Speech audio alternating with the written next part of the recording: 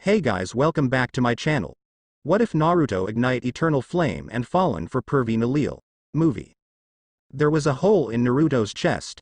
Why? Why was there a hole in his chest? Was this somebody's idea of a joke? If so, he wasn't laughing.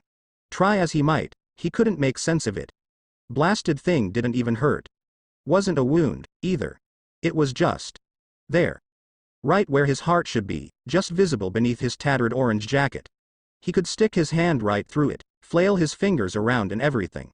He did just that and felt perfectly fine. Well, not fine per se, but still pretty strange, you know? He should be panicking, he knew. Hell, he had panicked 3 hours ago when he'd woken up here. Now the panic had bled away, leaving only morbid curiosity behind. Well, he thumbed his chin as he considered the perfectly tear in his torso. This is a problem. That's putting it mildly. Kurama didn't sound much pleased with it, either. How are you even alive? Naruto didn't dare answer that question. Instead he cast another glance to his surroundings. That, at least, remained unchanged. Blue eyes rose to behold the vast wasteland before him. Nothing but sand, sand and more sand as far as the eye could see. A ghastly moon hung high above, bathing the dark sky in perpetual night. A dead world.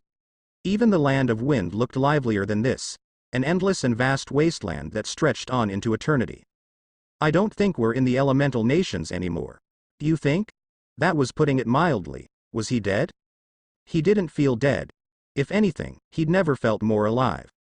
He could feel the sage's power still coursing through him, warming his blood and opening his eyes. If he cut his finger, he'd probably bleed. On a whim, he dug a finger into his palm. A thin bead of blood welled up beneath his thumb, the wound sealing almost immediately thereafter. Ouch. A quick pinch to his arm confirmed his suspicion. Yup, felt that. Still alive, I guess. Of course you're alive, fool. Kurama's voice thundered in his head. I wouldn't be here if you weren't. I just wanted to be sure. Ya know. Honestly, you're denser than a brick sometimes. Well, that settled it. He didn't know where he was, and he didn't much like it. The last thing he remembered was a terrible clash with Sasuke, a burning pain in his right arm. And then, nothing. Hopefully he was alright, wherever he was. He'd been on his last legs, and even with time to recover, he didn't much fancy his chances in an empty world like this. Oi. On your left. Craning his neck, Naruto spied a building in the distance. At least he assumed it was a building. Some strange structure of a sort. Maybe a fortress. Castle. He couldn't tell from here. But it was something, and something, as they say, was better than nothing. Maybe they had food, or barring that, hopefully a bed. He felt strangely hungry, and not the good kind. Oddly enough, it helped to have a destination, if only to settle his mind. He set off at a brisk jog.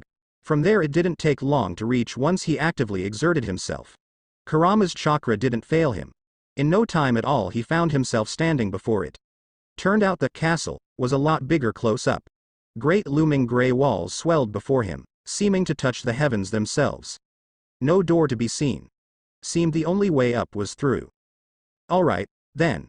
He cracked his knuckles. Guess I'm walking up that. A dull crack of sound snapped at his flank, causing him to jump.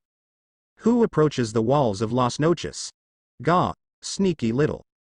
He spun and found himself face to face with a well-endowed woman clad in black and white, slender as she was tall. Hazel eyes blinked back at him, set within a stern visage crowned by long, flowing emerald hair. A single crimson line ran the length of her face from one cheek to the other, tracing across the bridge of her nose. Stranger still, an odd, skull-like mask sat atop her head, bearing curved horns. There was a sword at her side, and by the look of her, she knew how to use it. Naruto couldn't help but frown at that last bit. What was someone doing with a sword all the way out here? And why was she glaring at him? Why are you here, intruder? She planted a fist on her hip, fingers straying perilously close to her blade. Speak, lest I cut you down. She'd do it, too. Naruto found he could still sense that much. Her emotions were a tangled knot, but beneath it he sensed a steely resolve. That sword of hers would come out if he held his tongue. Luckily for her, he didn't have any intention of picking a fight here. Well, he crossed both arms behind his head with a sigh. I was hoppin', you could tell me. Kinda lost, here. You are a hollow. An Arrancar. She didn't quite scoff at him, but it was close. How are you lost? Confusion twisted his brow into a furrow. Hollow? Arrancar. What are those? I'm human. Silence stretched between them, and in it, Naruto wondered if he'd said something wrong just now. Because the woman was looking at him like he'd grown a second head. He scratched his cheek. That seemed to reactivate her, if only for a moment. Are you mad? Her frown redoubled. You are far from human, lost soul. What in the log's name was she on about? He'd never heard of those. And a soul. Alright, that's just rude. Anger stirred and his right eye began to twitch. I may be lost, but I'm pretty sure I'd know if I was this. Hollow or whatever. There is no if about it, intruder. The swordswoman shook her head, green hair swaying side to side. You are one. I am not. Here at last, his temper slipped its leash. He flung up his arms with an aggravated growl. Look, if you're just going to keep calling me names, I'm leaving. You're daft. Her eyes flicked down to his chest, then met his again. There is, she stepped forward, a hole, her finger stabbed into his collarbone, in your chest. Here at last, a touch of heat weaved its way through her words. Humans do not have those.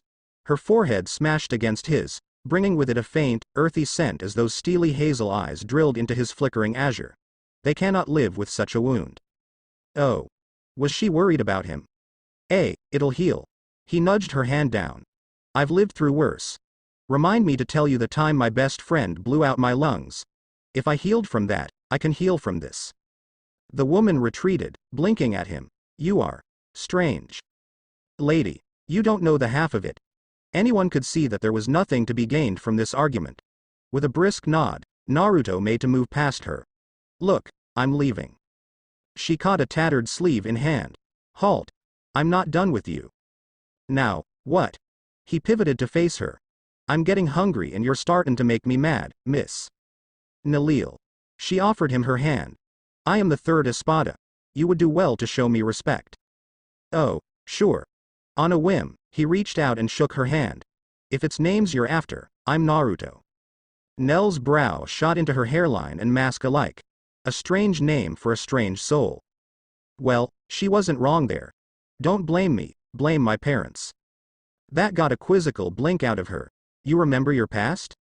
Well, yeah. Naruto squinted at her, still clinging to Hiran. It's my life. Kinda lived it, you know? Why wouldn't I remember it? Her mouth opened and closed, struggling to find words. At length, she managed a weak sounding, hollows don't remember their past lives. A muscle jumped in his jaw. Like I said, I am not a hollow. You clearly are. There's a mask fragment on your jaw. Was that why his face felt so itchy? He touched his freen hand to a whiskered cheek and felt the faint fragments of something there. Without a mirror, he couldn't be sure. Who knows? It might improve your ugly mug. Do you understand now? Nell's frown returned with a vengeance that would have made Sasuke proud. Really, Nell was too difficult for him to remember, much less pronounce. Easier to shorten it to something he'd be able to recall. Speaking of which, another question was nagging at him, one of many he'd had since bumbling his way into her. I gotta ask though. A beat of silence passed between them. At length Naruto tilted his head. What the heck's an espada? Surely you jest. A faint spot of color hit her cheeks as she yanked her hand from his. Are you trying to make me angry? He felt a flicker of something from her then, a vague sense of pressure bearing down on his shoulders in some unseen weight. Naruto shrugged it off like so much water off a duck's back. If she thought to intimidate him, she had another thing coming. He'd stared down gods and monsters, fought things that would drive men mad. Kagaya made Nell look like a harmless child by comparisons. That said, he wasn't here to pick a fight. No, no. He waved his hands to fend her off when she reached for her sword. Not at all. I'm just really confused about all this. I woke up here, you know. Slowly, almost reluctantly, her fingers uncurled from the hilt. You mean to say you died and awakened as an Arrancar? That shouldn't be possible. Lady, I don't know what that means. He clicked his tongue at her. And I ain't dead. Kurama would be gone if I was. You don't have a sword on you, at that. Long lashes fluttered in a slow blink. Never mind. What is a Kurama? Is it a dish humans eat? Naruto nearly choked on his spit. I like this one. Kurama's low growl pervaded his mind. Deathwish aside, she's got spirit. Which I'm starting to think we might be. Wait. Spirit? As in deceased. A knot of dread began to coil in the young man's stomach, bringing with it the rare touch of fear. The first he'd felt since he'd found himself dead. To hear such words from a stranger was one thing, but from the partner he trusted his life with, well, that was a whole nother kettle of fish. He couldn't be dead. He just couldn't. There was still so much he needed to do. He flicked a thought inward. Are we? You tell me. I've been pushing chakra to that hole for the last 5 minutes, and it still isn't healing. Everything else seems intact. His world lurched, threatening to bring him to his knees. Dead. Which meant someone had killed him. Likely Sasuke. Had he killed him, too? Had they died together in their final clash? They'd both been on their last legs during their final battle. Exhausted and nearly out of chakra. It wasn't a stretch to imagine. But dead. He still had all his chakra, and the sage's power to boot. How could he be dead? You're asking me. Kurama sounded just as lost. I knew your old man bound us together with that blasted Shinigami, but to think it would transcend death. It was too much. His pupils shrank as he made a keening noise. Some of his concern must have shown through, too, because Nell took pity on him. Once more she approached, but slowly this time. He didn't truly notice her until she touched him. Couldn't bring himself to react until her fingers threaded with his.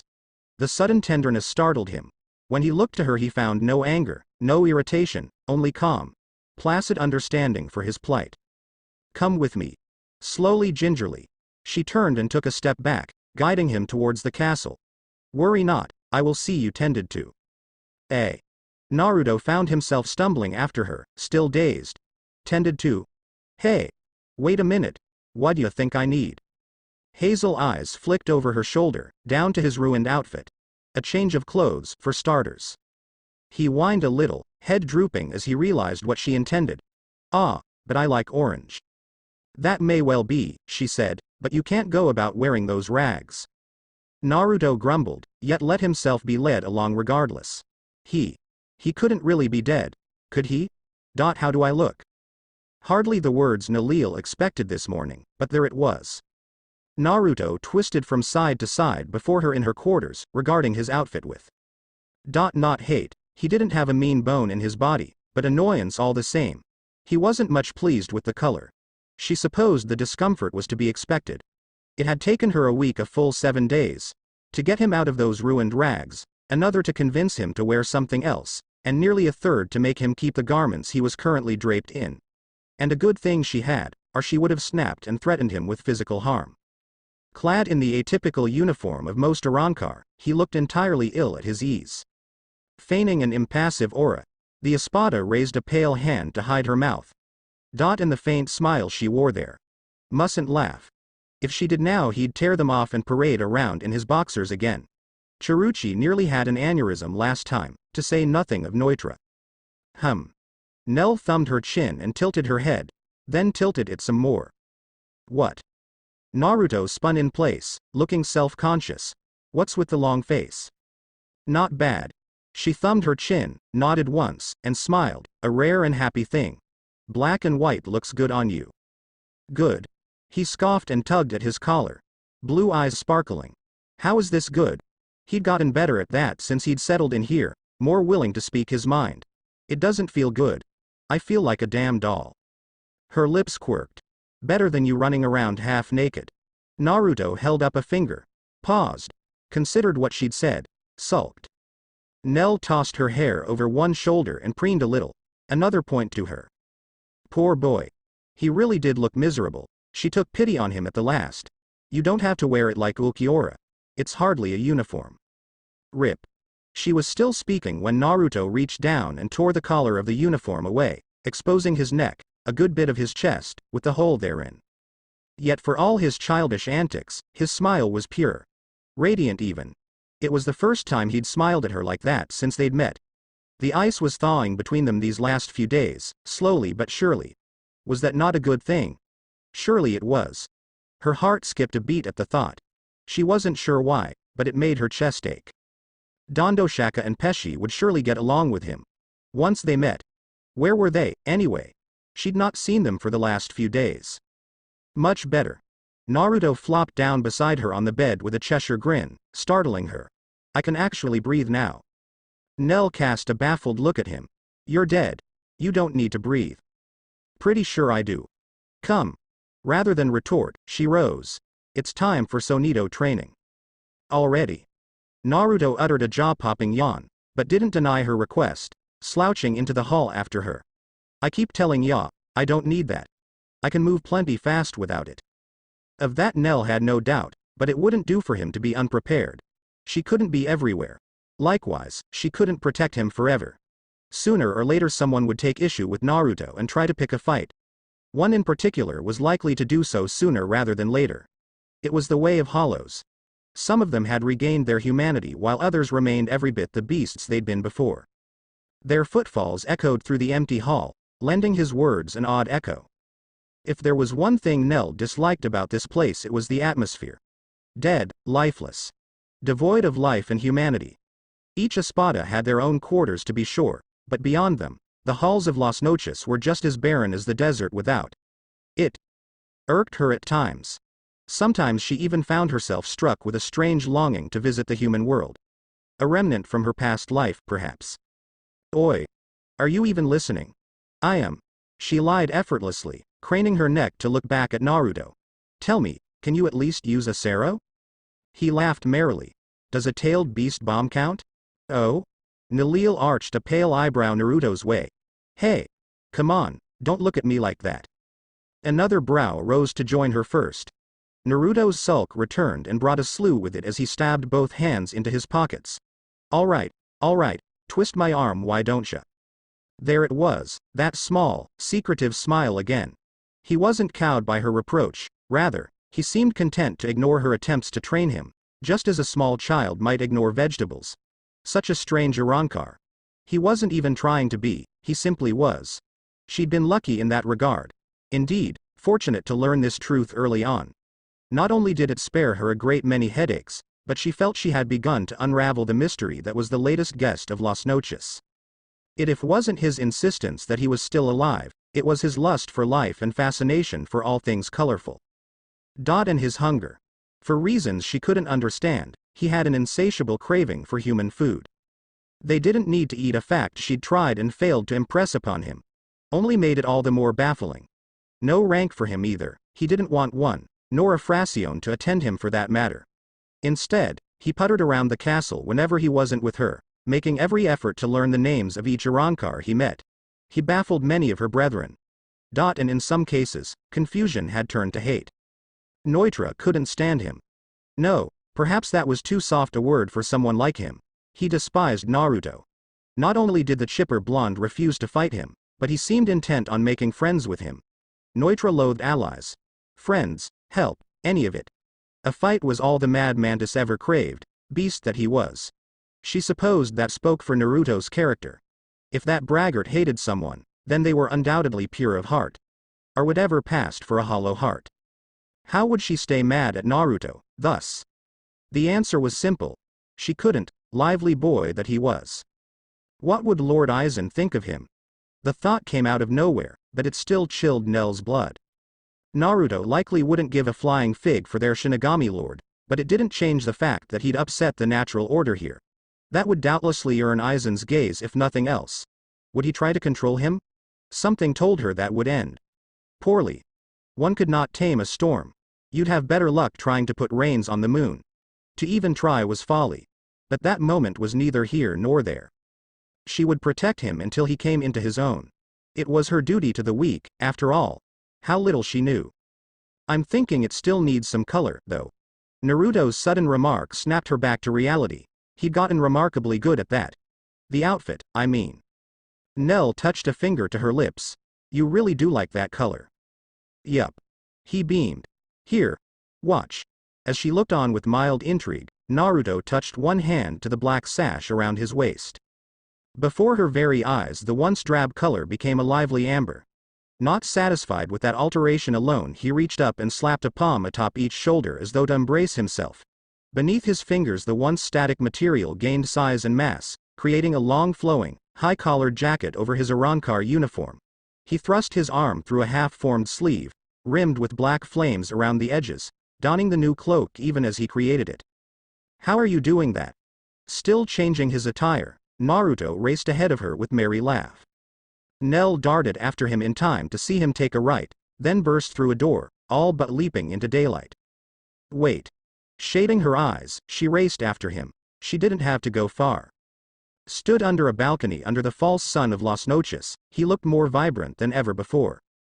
Sorry for running, he crossed both arms behind his head, not sounding apologetic in the least. Wanted to surprise ya. Only then did she see the other alterations he'd made.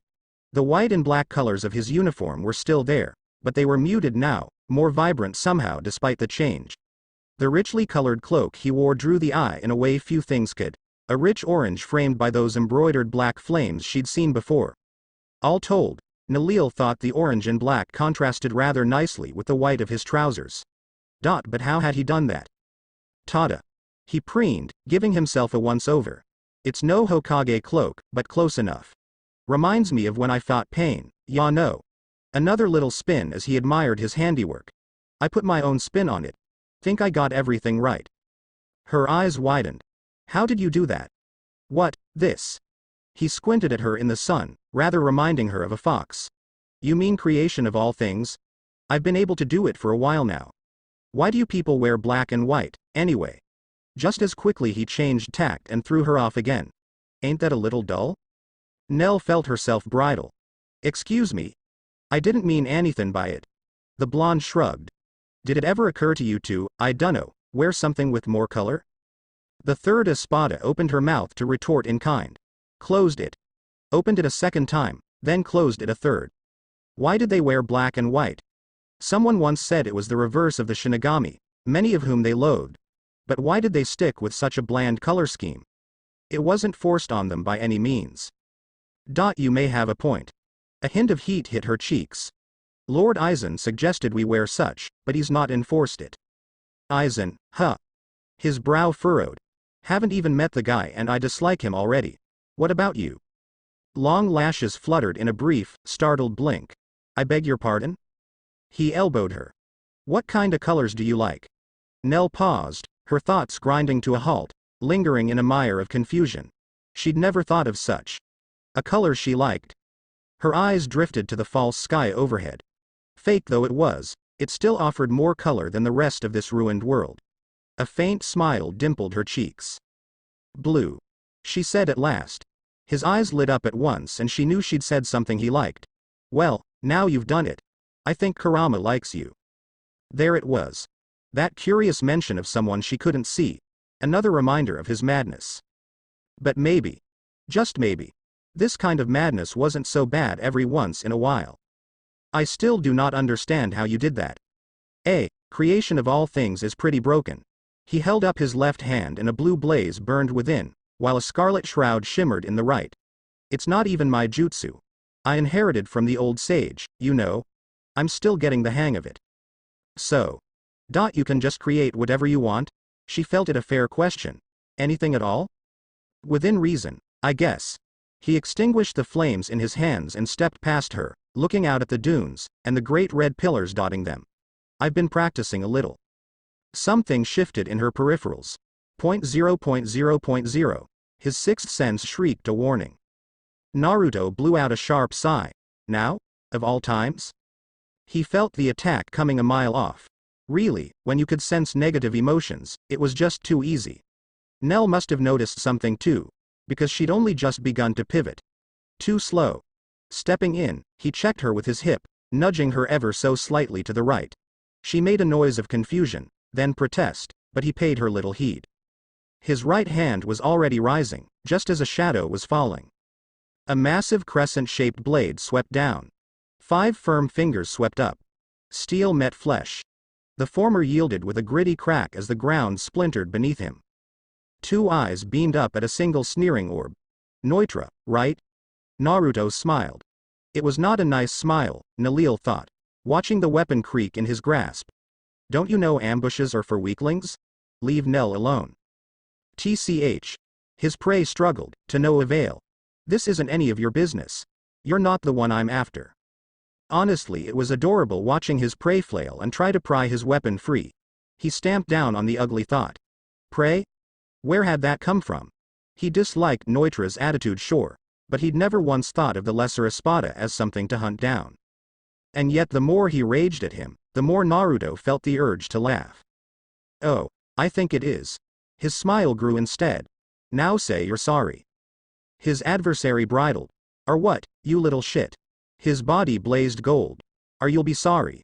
Silence stretched between them. You think I'm scared of you? Neutra laughed into it, a low, coarse sound that grated on his last nerve. I've never even seen you throw a punch since you got here, not once. He leaned forward, sneering at him. Look at you. An Arrancar without a weapon. You can't even use your true power. Naruto quirked a brow. Is that really what you think? Ha. It's obvious, ain't it? The madman's sudden bravado worried him more than he cared to admit. Maybe that's why you keep running away from me all the time. I mean, really. He cackled, exposing the 8 tattooed across his tongue. Who taught you how to fight? Your parents. Because they did a shitty job. His shoulders twitched. Did you just? Neutra. Nell drew her blade in a flourish of steel. That was uncalled for. Take those words back at once. You stay out of this, bitch. Once I kill him, you're next.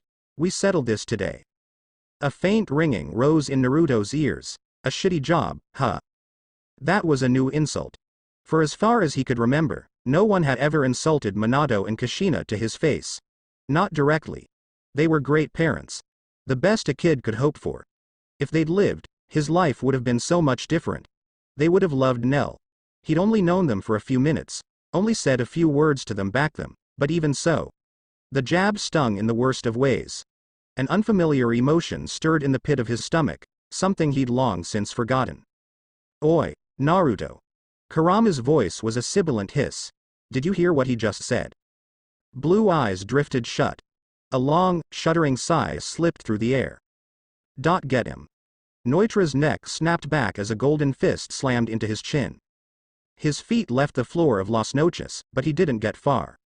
Even as he flew, a clawed hand caught him by the ankle and swung him back down with horrid force, shattering the balcony underfoot.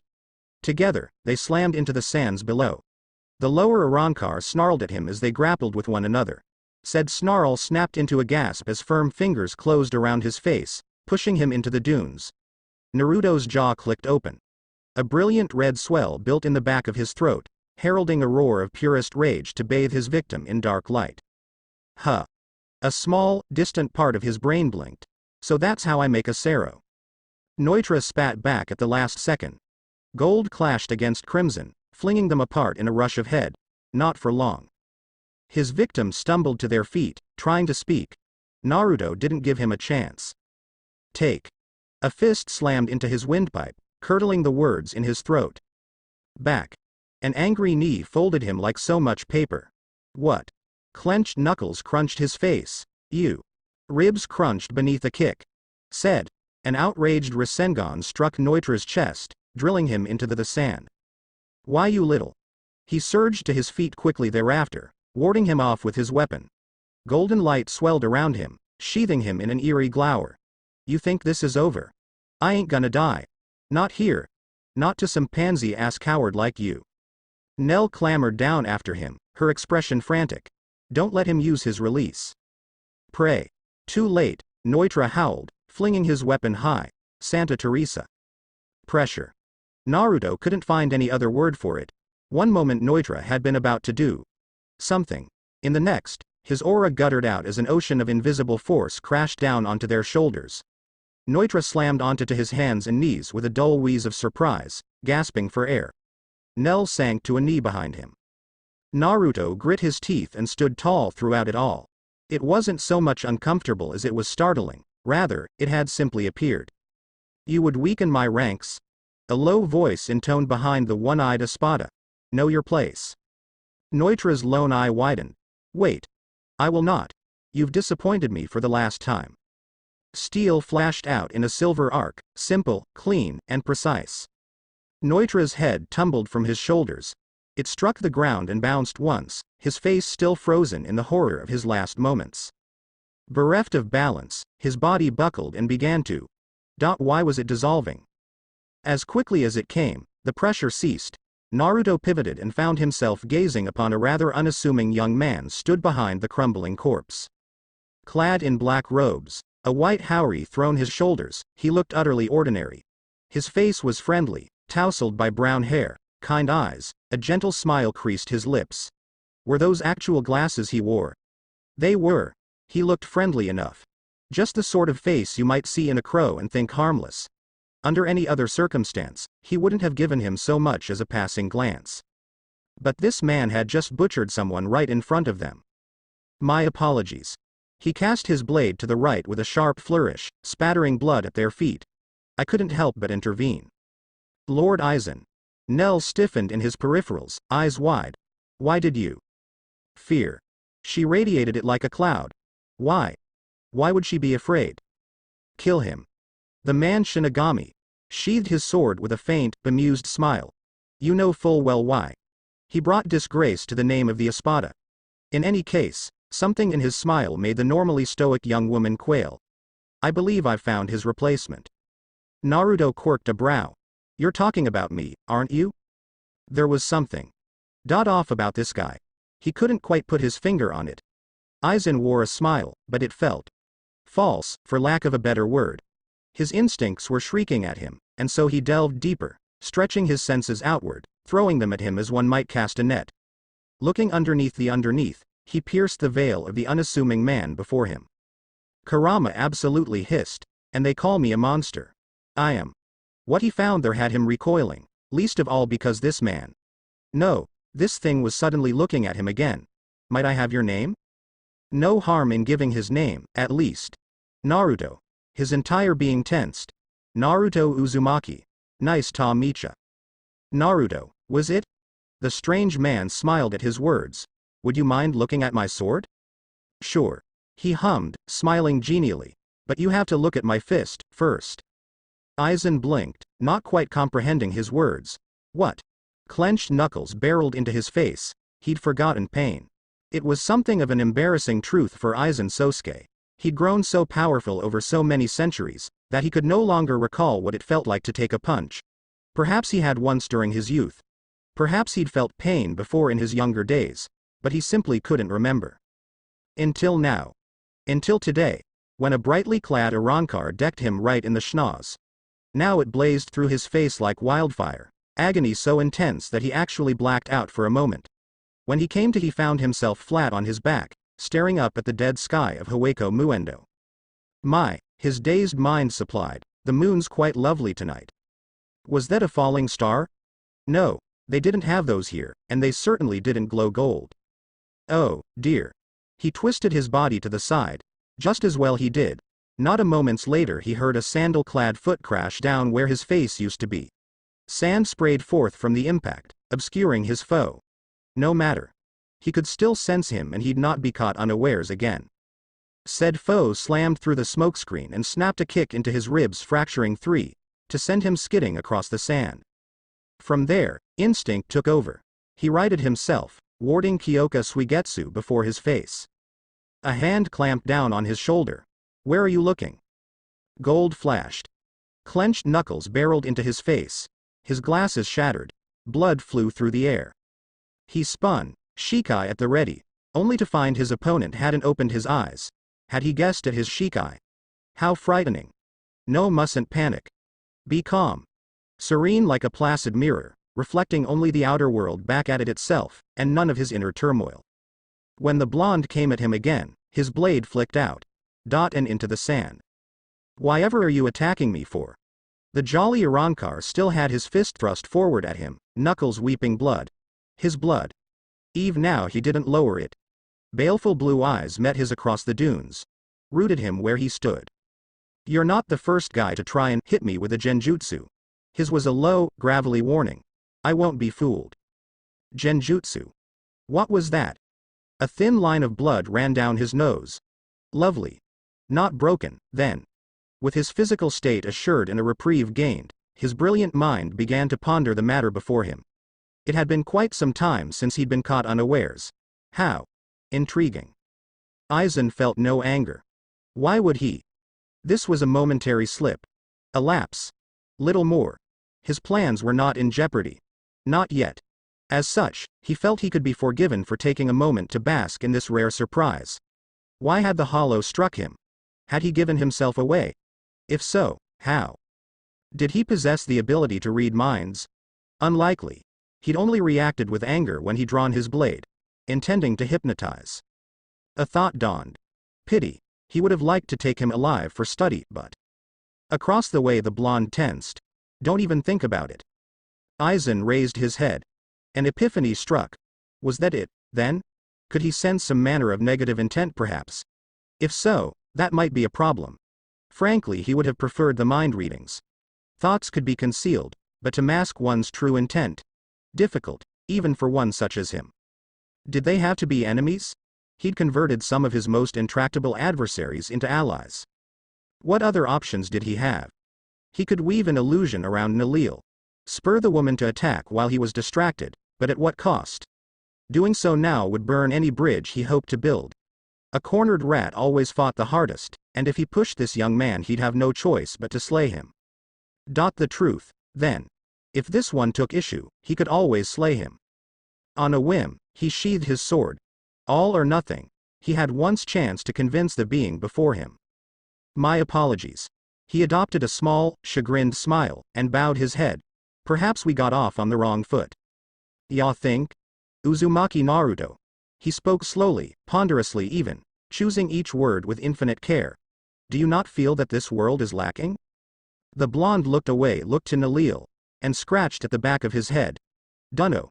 Haven't been here that long. But it is. His voice hardened as he hearkened to the conversation. Both here, the Soul Society, and the living world beyond. All are in desperate need of repair.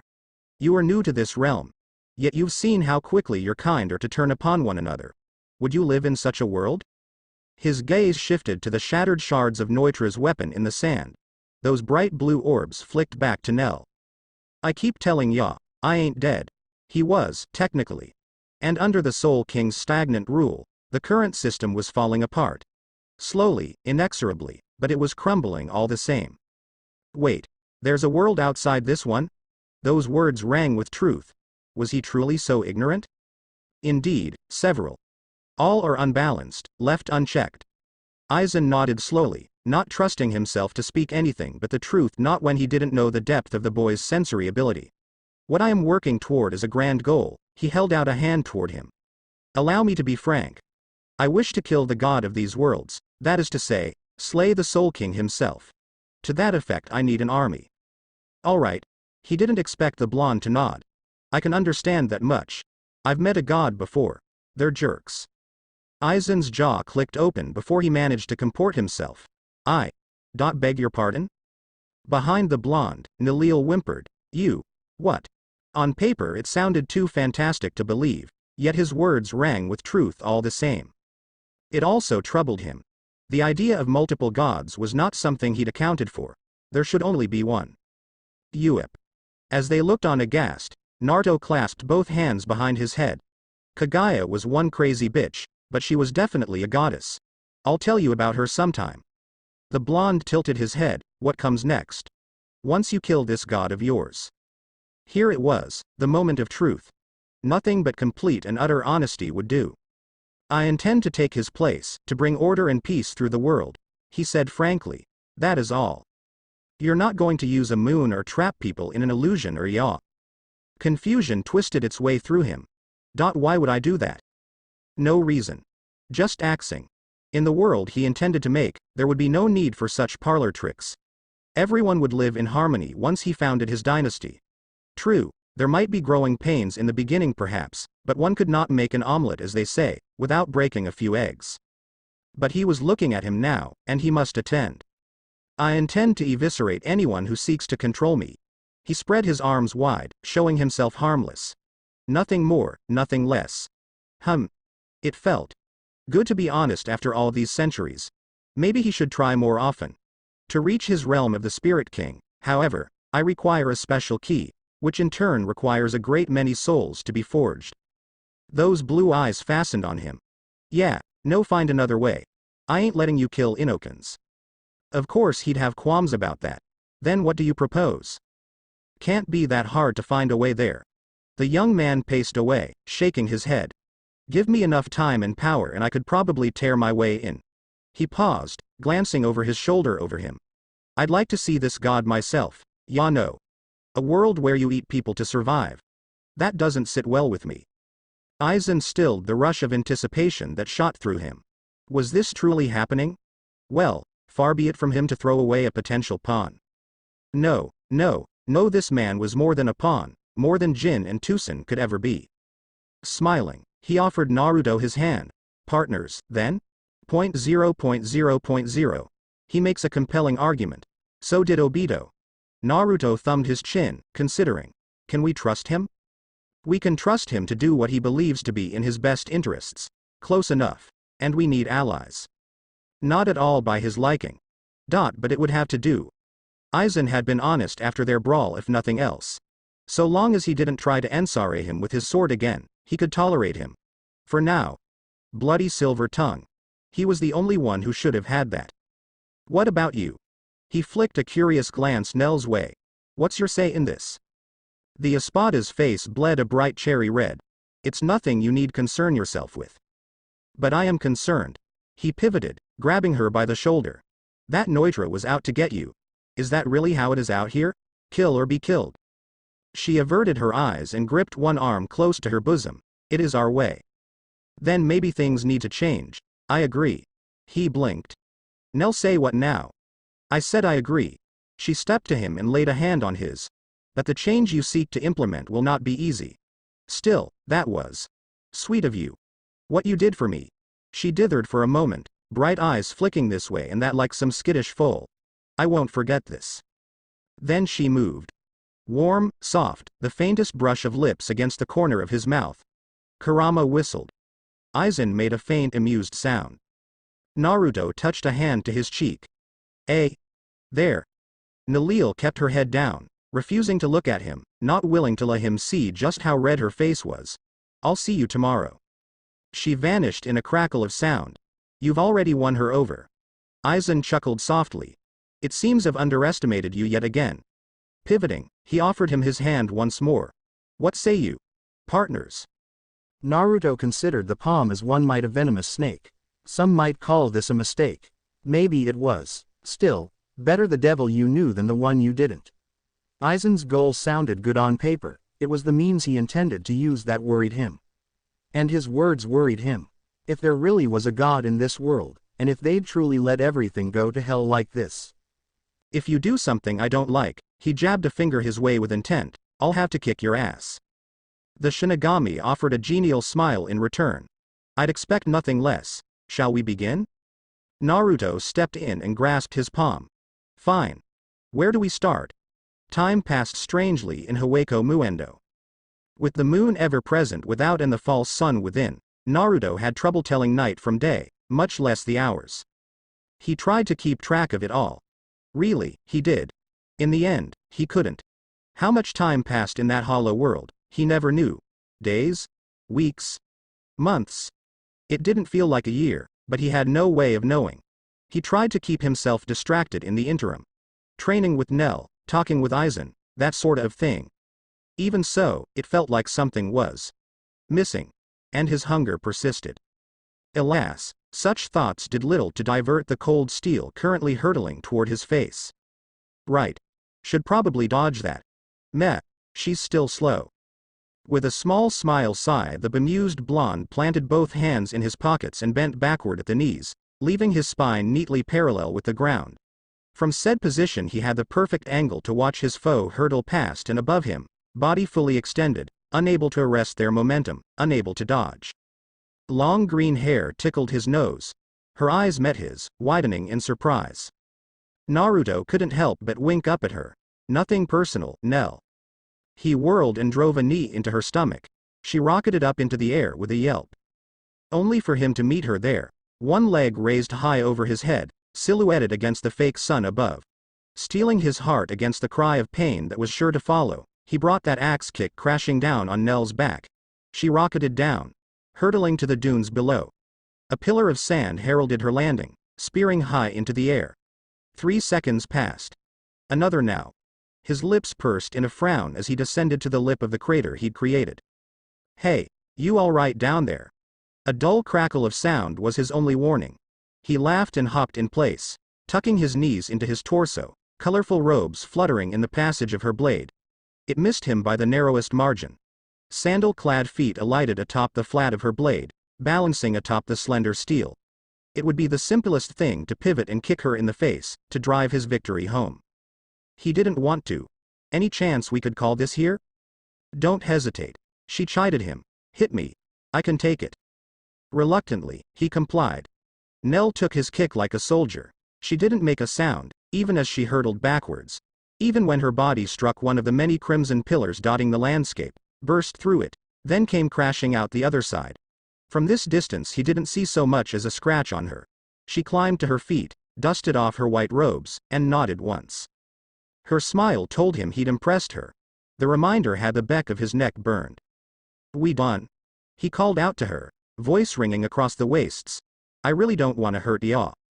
She hurtled out of the smoke and drove a fist into his face. He crashed back head over heels, laughing all the way. Nell spat a sarrow at him as he flew. He casually pivoted in the air and kicked the crimson blast away, never once using his arms. It detonated in a dune, showering them with sand. See? He continued, lowering his left leg. Reflexes are still sharp as ever. Sharper, even. I'm a full second faster than before. She puffed her cheeks out at him in a rare pout. You're not going to use your hands, are you? Why would he? He'd agreed to the condition just this morning. Wasn't about to break it. Nope. He sang back. This is training for you as much as it is me. He wasn't sure how long they'd been at this. Nalil's idea of training left Lil to be desired. She could be downright ruthless when the situation called for it, but she didn't show any signs of slowing. Even with the handicap he'd given her today, she seemed determined to go at it all day. Determined to improve, to keep her skills from rusting, to excel in all things. Almost made him admire her drive, it did. At least she made some semblance of sense. Better. She crossed the distance in an instant to appear at his side. You're getting the hang of Sonito. Really don't need it, ya no. He shrugged for what felt like the umpteenth time. I've got speed aplenty already. This from the boy who can barely use a sarrow. She flicked his nose and arched a slender brow when he squawked at her. You're strong, but you still falter when it comes to some Arankar techniques. I haven't even seen you use a decent Garganta yet. He frowned at her. 'Cause I don't need to. I don't even know how to get to this human world you keep telling me about. I'll figure it out sooner or later. Must you? Of course he must. Because he didn't feel dead, therefore, he wasn't. He'd been starving for ages now, hunger gnawing at his insides. Honestly, if he didn't eat some proper food soon, he was going to lose his mind. Hell looked like she wanted to argue the point further, only to abstain. Let us change the subject for now. What's he like? Lord Aizen, I mean. Naruto paused, brought up short by the sudden inquiry. You're asking me that? Now? It's been a bit. You spend more time with him than anyone else here. She held up a finger to forestall another argument. Even the second and first espada are seldom granted an audience with him. The two of you speak nearly every day. I find myself curious.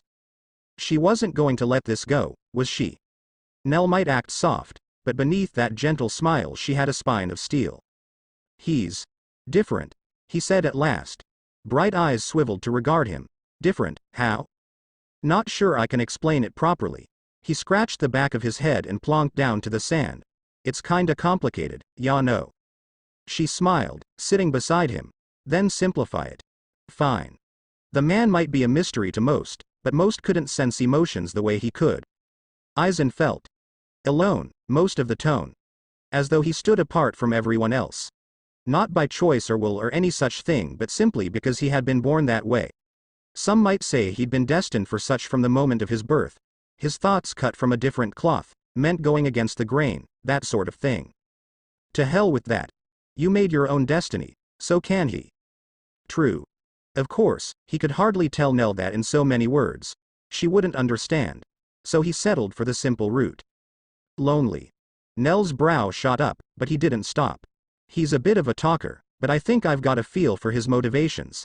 He turned and looked out across the sands, to which she followed his gaze.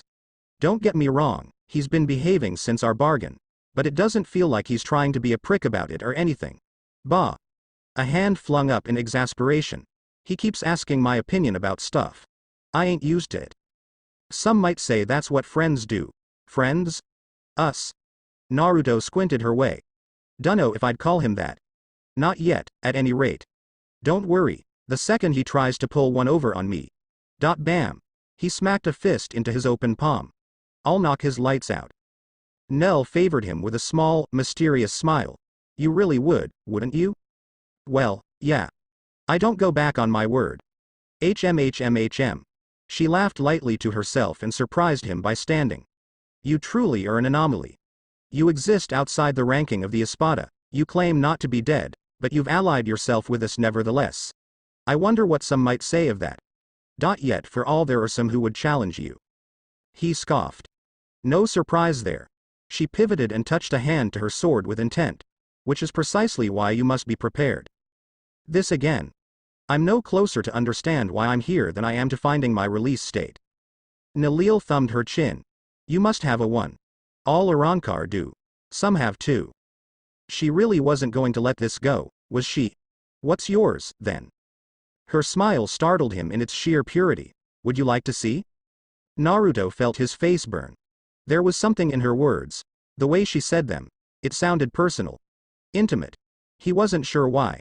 He'd never seen an Arrancar release their sword before. Everyone he'd bothered to ask had been cagey about it. Especially that Ulquiorra guy. Truly, he didn't understand why. Palming his face, he looked away. Why you gotta say it like that? An Arrancar's release is no laughing matter.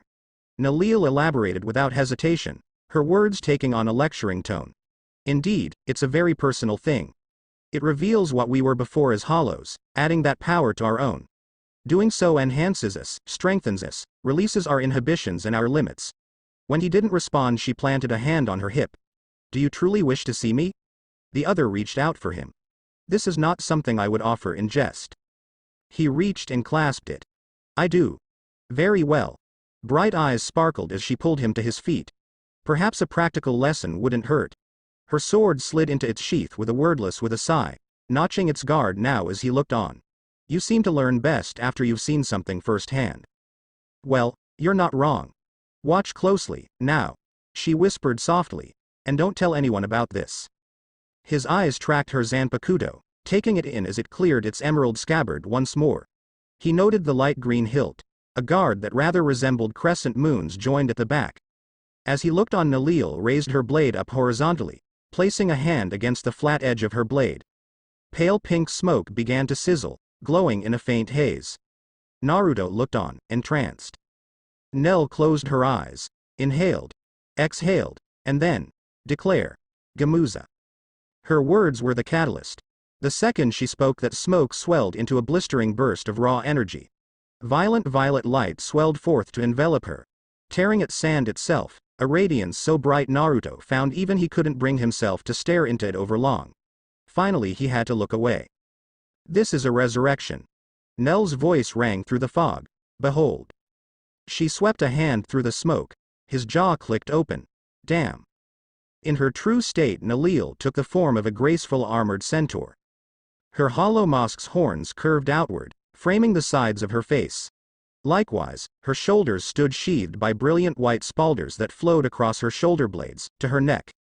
Gleaming white gauntlets completed the ensemble, flowing up into a matte black material to protect her hands. Her sword was perhaps the most startling change of all. That once simple katana had since been replaced by a looming double-bladed lance. Looked like she knew how to use it, too. All in all, she rather resembled as well as reminded him of a jouster straight out of a storybook, albeit far more deadly. Do you understand now, Naruto? She hefted her massive weapon his way, considering him with stern, sad eyes. This is what it means to be an Arrancar. We are not human.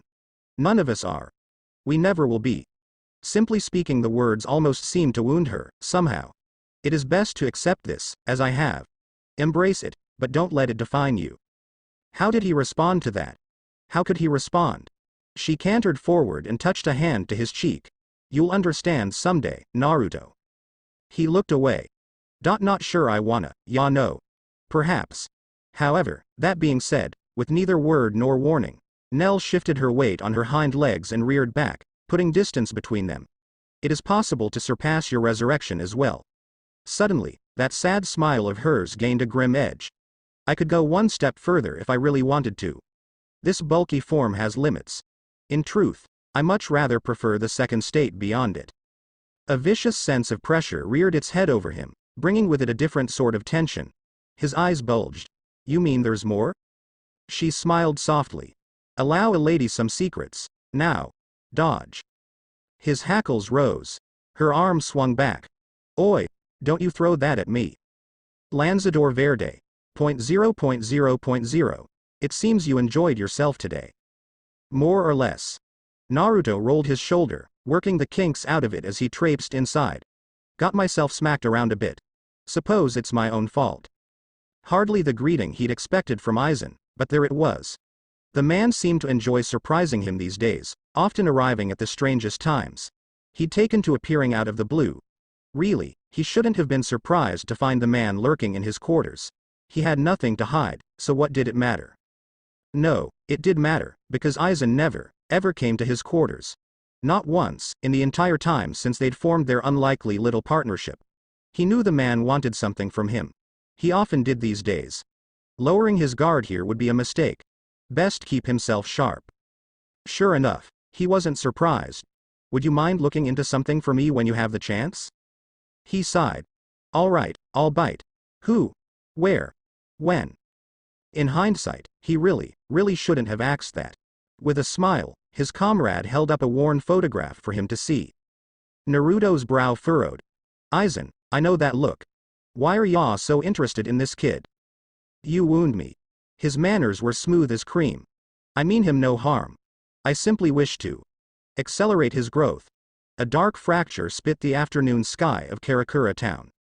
Were anyone to glimpse the phenomenon from afar, they would have been treated to a most curious sight indeed, for that fracture gradually spread into a crack, forcing the very sky itself to part. In time it became a flowing fissure, then an outright hole in reality itself stretching out across the horizon before widening dramatically. Within a minute it was an outright cavern. Two figures could be seen standing within its darkened depths, a man and a woman. The taller of the duo stretched his arms and hummed a merry tune. Ah, fresh air. Finally, some color. I was losing my mind in that washed-out world. Really, Naruto? Nell found herself hiding a small smile behind her right hand as she watched her companion stretched to his heart's content. For all his strength and power, Naruto could be surprisingly innocent at times. Do you truly find it that impressive? Well, we're human, ain't we? He winked her way and she cursed herself for the heat searing up her neck. Humans need sunlight and fresh air. We can't lurk about in the dark all the time, ya know? And I don't know about you, but I'm starving. Another curiosity. He shouldn't feel any hunger at all, yet he claimed to. Still on about that, are we? Yup. Naruto puffed up his cheeks and thumped his chest with a fist. No matter what you say, I still believe I'm a human being. And before you argue otherwise, so are you. Long lashes fluttered in a slow blink. Me? He granted her a lazy grin. I don't see anyone else here. How unexpected of him to say such. Naruto's bullish insistence on humanity aside, he'd never once called anyone else such. Not even Lord Aizen. For him to openly refer to her as such. That was new. Perhaps he was being more open now that they were well and truly away from Hueco Muendo. The notion humbled her. And confused her. What makes you say that? You're nice. He turned his gaze toward the sun, basking in it. Wind whipped forth to it his blonde bangs. And besides, you have a heart. Nell most certainly did. She felt it skip a beat now. Ulquiorra would argue otherwise. Ain't talkin' about that gloomy grump. His finger jutted out to poke near her collarbone, just above where a human heart should be. I'm talking to you. You're my partner. Nell felt her pulse spike. Her eyes widened. Narrowed now as his hand withdrew. Did he even realize what such a statement meant among hollows? No, of course not. He didn't know their ways. How could he? For all his claims to humanity, he'd been reborn as an Arrancar. Even so, to call someone what he just had. Well, she was interested in him, intrigued by him even, but this was much too sudden. To his credit, Naruto noticed her expression and frowned, unwilling to exist the Garganta as she hadn't. He leaned back into the portal. Stuck my foot in my mouth again, didn't I? Nell worried her lower lip between her teeth. You should choose your words more carefully. To call one a partner among hollows, even as a Rancor, that means something. She hesitated, but seeing no comprehension in his eyes, took the plunge. It goes well beyond the bond between an Espada and Fracione, which you and I are not. Yeah. His head bobbed. We're equals. Heat. Flame. Shame. Nalil made embarrassed Nell noises.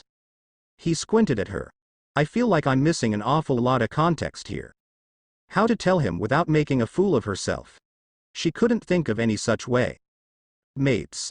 In the end she squeaked the word out, covering her face with both hands to peek through her fingers. To call us partners, equals, implies that we are a mated pair. Oh. Naruto blinked. Flushed. Oh. Here at last, comprehension dawned across his face. His head snapped to the side, either unable or unwilling to look her in the eye. I mean, you're real pretty and all, nice too, and I like being around ya, but. He scratched the back of his head and looked to her at last with a rueful chuckle. She didn't miss the faint tint of pink dusting his cheeks. Ain't marriage a bit sudden? Her brain fizzled. Marriage. Gods above, he could be such a boy sometimes, speaking without thinking. Well, yeah. His grin was more than a little embarrassed. Mom always said I should settle down with a nice girl. Seems like a human thing to do, ya know? 1,000 tiny Nalils cried out in her mind. Forward ho, me hearties. This ship is setting sail. I wouldn't mind. Judging by his expression, she'd said that aloud. Naruto's brow shot up into his hair. What was that? And nothing. She spun away to hide her steaming red face, cursing herself for the slip. Yikes. A wild part of her hollow half warmed to his words, wanting to jump him here and now. The human in her remained more flustered than anything else. Already she could feel herself losing to base instinct.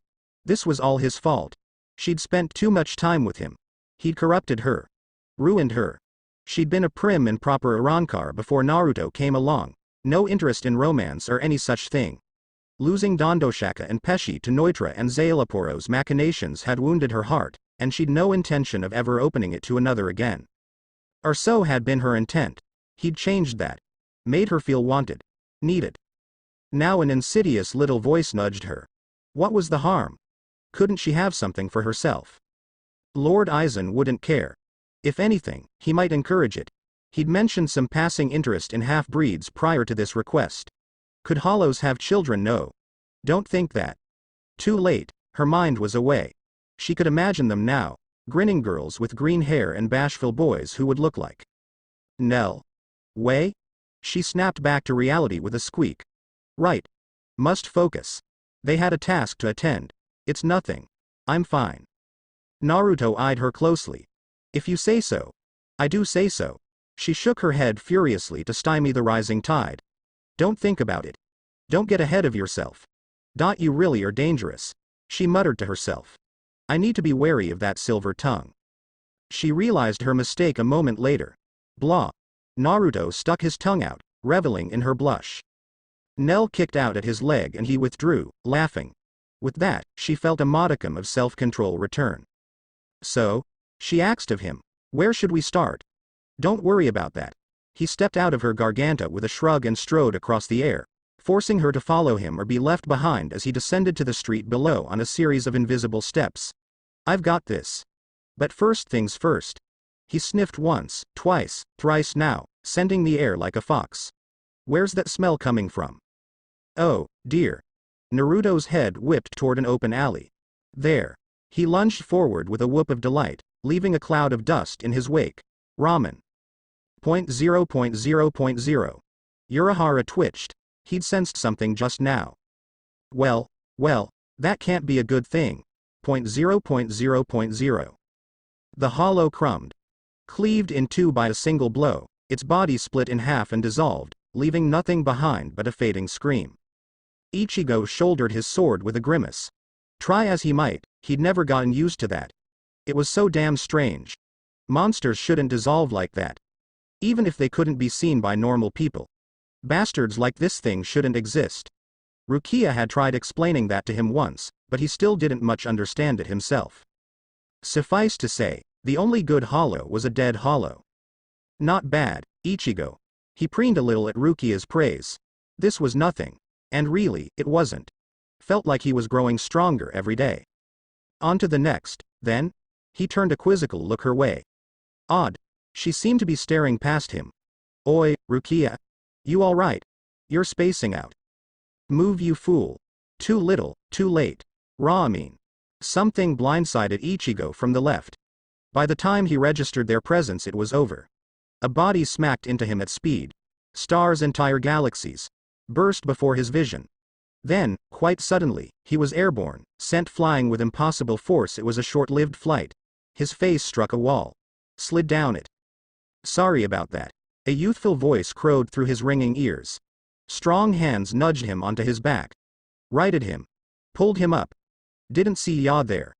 You're not bleedin' too bad, are ya? Ichigo felt a chill in the air. A shadow fell over him. He pivoted in place. Where once there had been an empty street behind him, it was empty no longer. Someone stood before him, a man in bright clothes. There was a hole in his chest, bits of bone plastered to the side of his face. Sweat ran down his brow. How did he sneak up on me? What even is he? Naruto. A green-haired woman clad in white and black alighted beside him. You mustn't rush off like. Like what? The blonde frowned. Nell. Y'all look like you've seen a ghost. Silence reigned supreme. The woman saw him. Nudged this Naruto guy. Is that him? He recognized him too, apparently, because that grip on his hand became ironclad. Ah, damn it. 5 firm fingers clamped down on his shoulder, tightening in a vice. I didn't think we'd actually find him this early. He tried to pull back, but he held fast. You must be Kurosaki Ichigo. Substitute Shinigami, right? At his dumbstruck nod, his smile became decidedly chagrined. Sorry about running ya over, and I'm really sorry to rush this out of the blue, but... Well, would you kindly die? Movement. It all happened so fast. He heard the dull crack of sound, felt it now as open palms slammed into his face and caught his chin. His body flipped backwards through the air, struck a power line, crashed back to the ground. All this in an instant. His very soul ached from the sudden shock. What was that? 4. Sturdier than you look. The blonde squinted down at him. Good to know. Still, what's with that ridiculous sword? Is that supposed to be your Zanpakuto? Why haven't you released it? Release what now? The hell are you talking about? Really? His foe's face fell, smiling wiped away. Are you seriously that much of a rookie? This won't even be fun. A lone finger rose, red light swirling at the tip of his digit, growing larger with each passing second. What had Rukia called that? Sero. The sight of it left him stricken. He couldn't move. Why couldn't he move? Try to dodge this, Ichigo. If you don't, pale fire crash. A sudden Kido smacked the back of his head. Baleful blue eyes swung to the side. Do you mind? Rukia lowered her arm, palm spitting smike. Not another step. See this. He made a point of raising his foot and planting it down. This is me stepping. Another Kido slapped him in the face. He scowled at her. Could you not, squirt? Class is in session. Nell? The green-haired woman moved in an instant, faster than he could see, seizing his comrade by the throat. Ichigo lunged her way, only to find himself blocked once more. Rukia, you damn hollow. Let her go. She's not a part of this. I'm not a hollow. I'm Naruto. And you? The man scoffed as his companion the girl over her shoulder and growled at him. You're reactive, Ichigo. He swung his blade with his might, only to find it caught. What are you talking about? He strained against him to no avail. The hell I am. If anything, I'm proactive. No, clawed fingers tightened around his blade. I can sense your feelings, and I've got the measure of you now. You're doing this all wrong. Frankly, it's sickening. Whiskered cheeks dimpled in a scowl. You keep talking about protecting others, but what can you protect with a brittle blade like that? Cracks scrawled across his nameless sword. Even now, you're hesitating. They slammed their forehead against his, eyes blazing. I could kill you right now, if I really wanted to. Maybe I should. Might even be a mercy. Still won't unestle your sword. Fine. His shoulders slumped. I give up. There's no helping you like this. Guess we'll be doing this the hard way. Was this guy for real? He couldn't tell if he was joking. Not anymore. He struck out. Sparks flew as he struck the man in the chest. A blonde brow rose. You think that after everything else, something like this hurts? No, he shook his head slowly, blonde bangs swaying from side to side. No, this doesn't even tickle. As he looked on the tiny cut closed, flesh winding its way back into existence. When was the last time you took a good hard punch to the face? I can tell just by looking at ya. You don't know the meaning of pain. But that's alright. I'm gonna show ya. Bam. Thruck. What's gonna happen when you face someone strong, someone like me, and nobody's there to save you? What will you do, then? A knee slammed into his gut, folding him in half.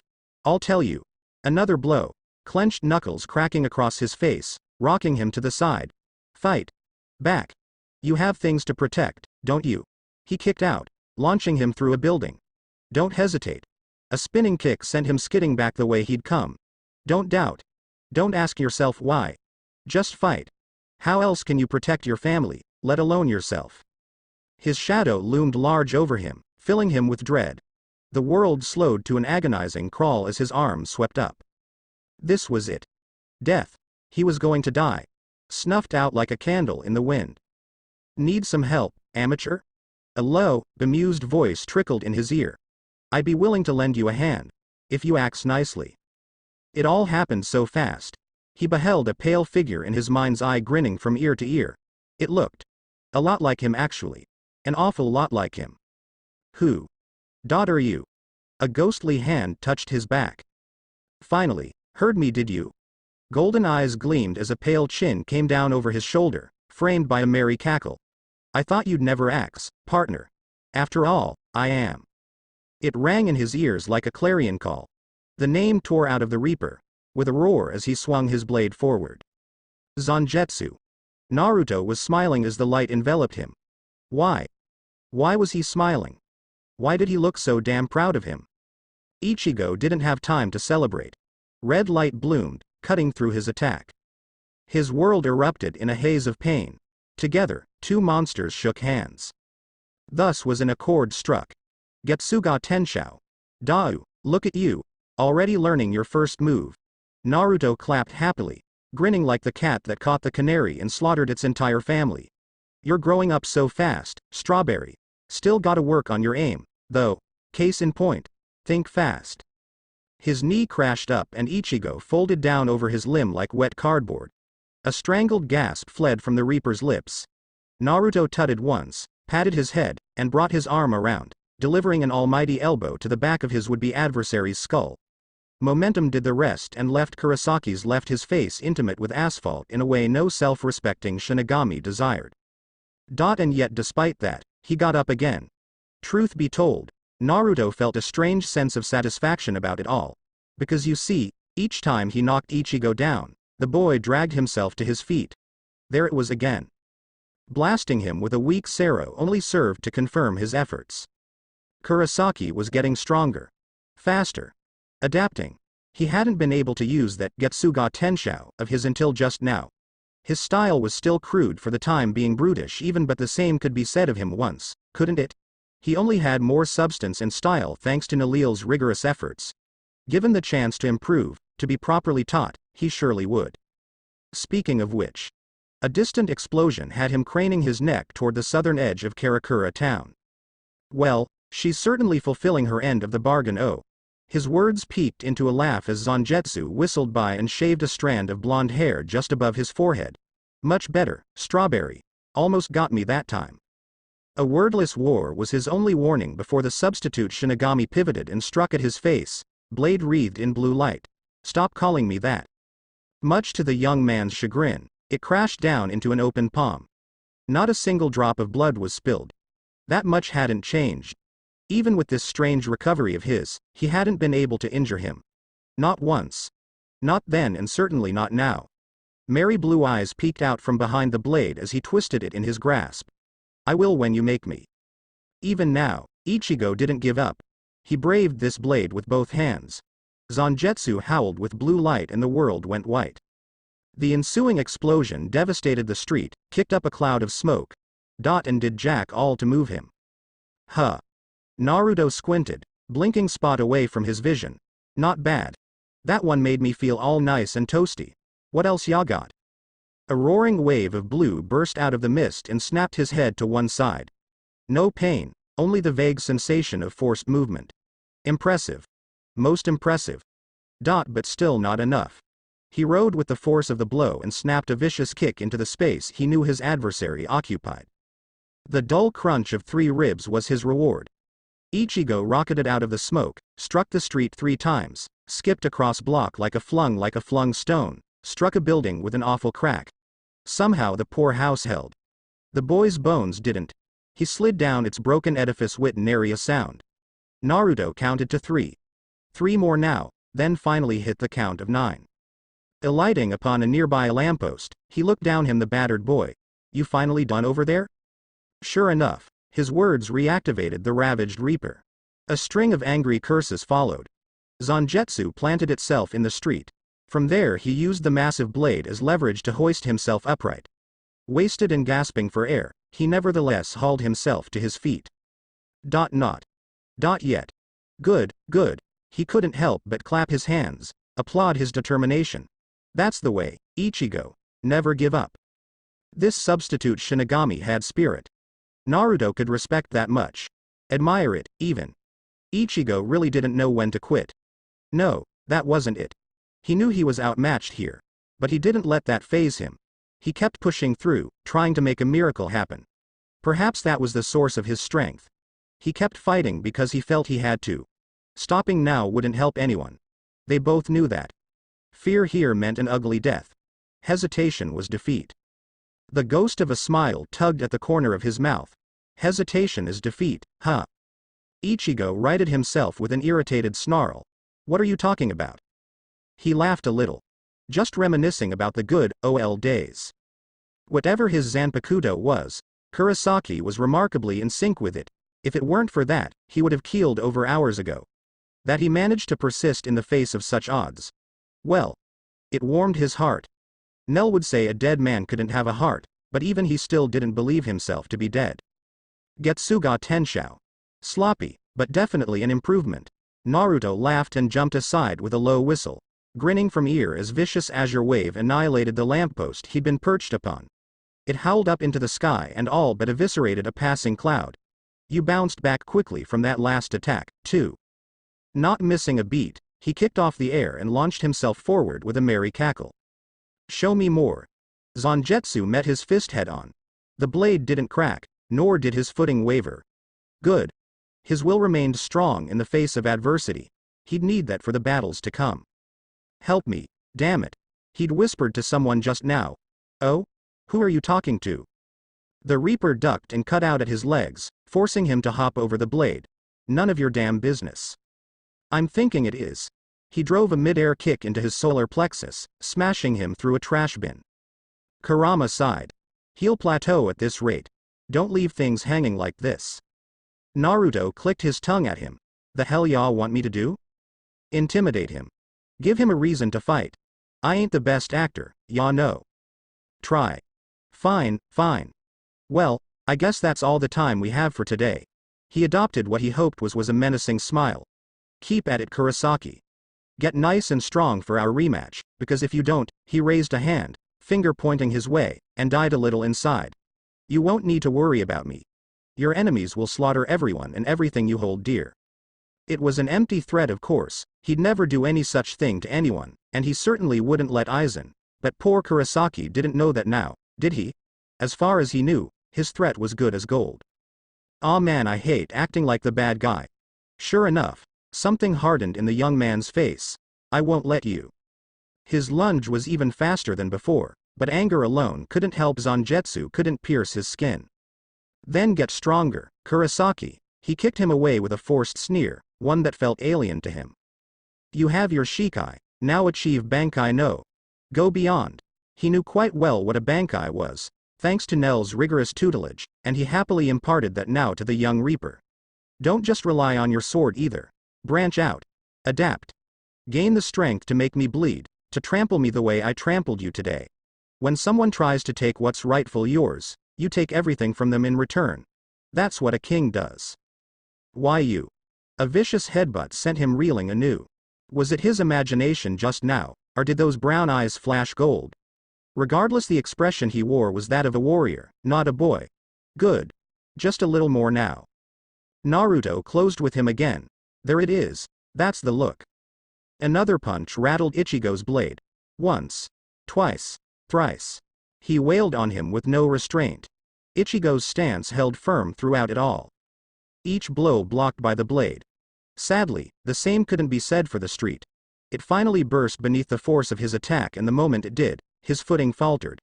A rousing right hook caught him square in the face and launched him away once more. This time, gravity lost its grasp upon him. His back struck a pair of power line.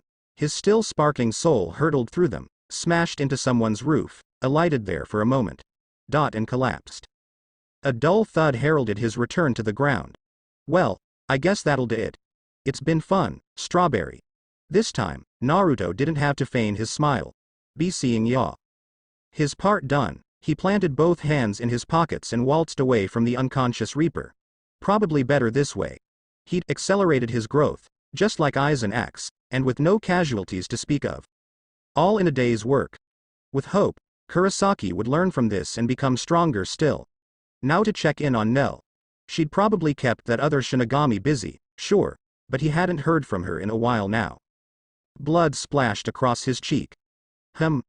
Naruto paused, touched a hand to his face, mildly surprised to find a small cut there. How'd that happen? Kurama sighed. On your left, fool. He craned his neck back. The stubborn Shinigami had found his feet once more. Stranger still, he'd flanked him somehow. For all the good it did him. Poor kid looked like death warmed over. His robes were battered and torn, body hunched across his blade, head hanging and face hidden by his shaggy hair. He looked every bit like a walking corpse. And yet, you're still not done. Ichigo's head snapped up. The sight there chilled him. What was that? For some strange reason, half the boy's face now stood sheathed behind an eerie white-red mask, the eye of which gleamed a wild gold, encompassing more and more of his countenance as he looked on. That once resolute visage was twisted in a crazed grin. Zangetsu hung loose at his side, gripped not by the tang that served as its hilt, but by the bandages wrapping it. Dark energy flowed forth from the blade. Not that of a Shinigami, but something else. Something stranger. It felt like a hollow. Yet for all that, Ichigo didn't go berserk. He stood his ground. Sorry. A distorted voice flowed forth from the Shinigami's grinning mouth. But I can't let you kill this guy yet. I just woke up, after all. Just woke up. Do you have any idea how much you've pissed me off? Much to his confusion, Ichigo wagged a finger at him. Bad enough that I had to wrestle with old man bastard almost 1, 2. But now I gotta deal with you. A rare hint of joy crept into Naruto's heart. Here and now, he could understand why Aizen was so fixated on this boy. You're just full of surprises, aren't you? Ha. The entity puppeteering Ichigo's body only grinned at him. Strange. It both was, and wasn't Kurosaki. He found his curiosity piqued regardless. You don't know the half of it. His sword swept out, conjuring a wave of dark red light. Naruto batted it aside into the sky. Frowned now as he felt it singe his palm. That's more like it. I can actually feel that. Ichigo yanked on Zangetsu's bandages, whipping the blade back into his hand. Give me a second, and all you be feeling is oblivion. That or disappointment. He shrugged. Go ahead, Ichigo. Flip that coin. See what happens. A crackle of movement was his only warning before Zangetsu came crashing down on the back of his head. He stopped it with a single finger. That lone digit folded over the blade, effectively locking it in place. With his free hand he calmly reached up, curled it into a claw, and... Ah, come on. Ichigo recoiled with a snarl. What are you made of, pure metal? Might as well be. Naruto thrust his palm forward, Rasengan gleaming in hand. Time for you to sleep now. Usanuva the jutsu struck the hollowified Shinigami at speed, crashing headlong into his chest with all the power of a hurricane. There could be no contest. Away he went, crashing through one building, another, a third now. Naruto watched him recede into the distance. Waited now, as his cries faded away, then fell entirely silent. Still no sign of him. Was it finally over? On a whim, he walked after the wayward Reaper. Slowly. Just to be safe. Sure enough, he found Ichigo sprawled out beneath a mound of rubble. Lucky him. He'd crashed through an abandoned house. No casualties to burden his conscience. Somehow the boy was still conscious, if only just, judging by the angry noises he made. A quick touch, a flare of chakra, and he mended the worst of his wounds, bringing him back from the edge of death. You did good, Ichigo. He patted his head, unable to help himself. Real good. Train hard, and you'll never be this weak again.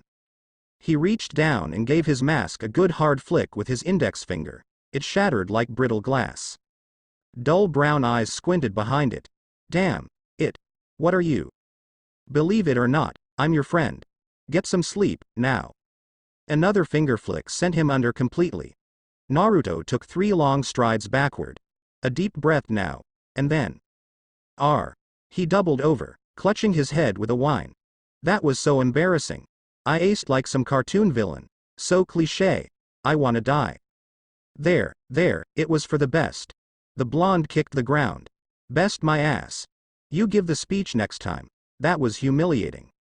Still he'd left a lasting impression on the Reaper, and accelerated his growth, just like Aizen had Axe. His favor was done. With some hope, a bit of skill and a pinch of luck, Kurosaki Ichigo would turn out just fine. Now it was time for some ramen. Wasn't it? Was he tempting Murphy's Law here? Kinda felt like he was, ya know? He looked left. Now right. Nary a soul in sight. Great. Naruto turned, craning his neck toward the same scent as before.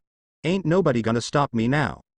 A cackling golden comet fell out the sky and crashed into him at speed.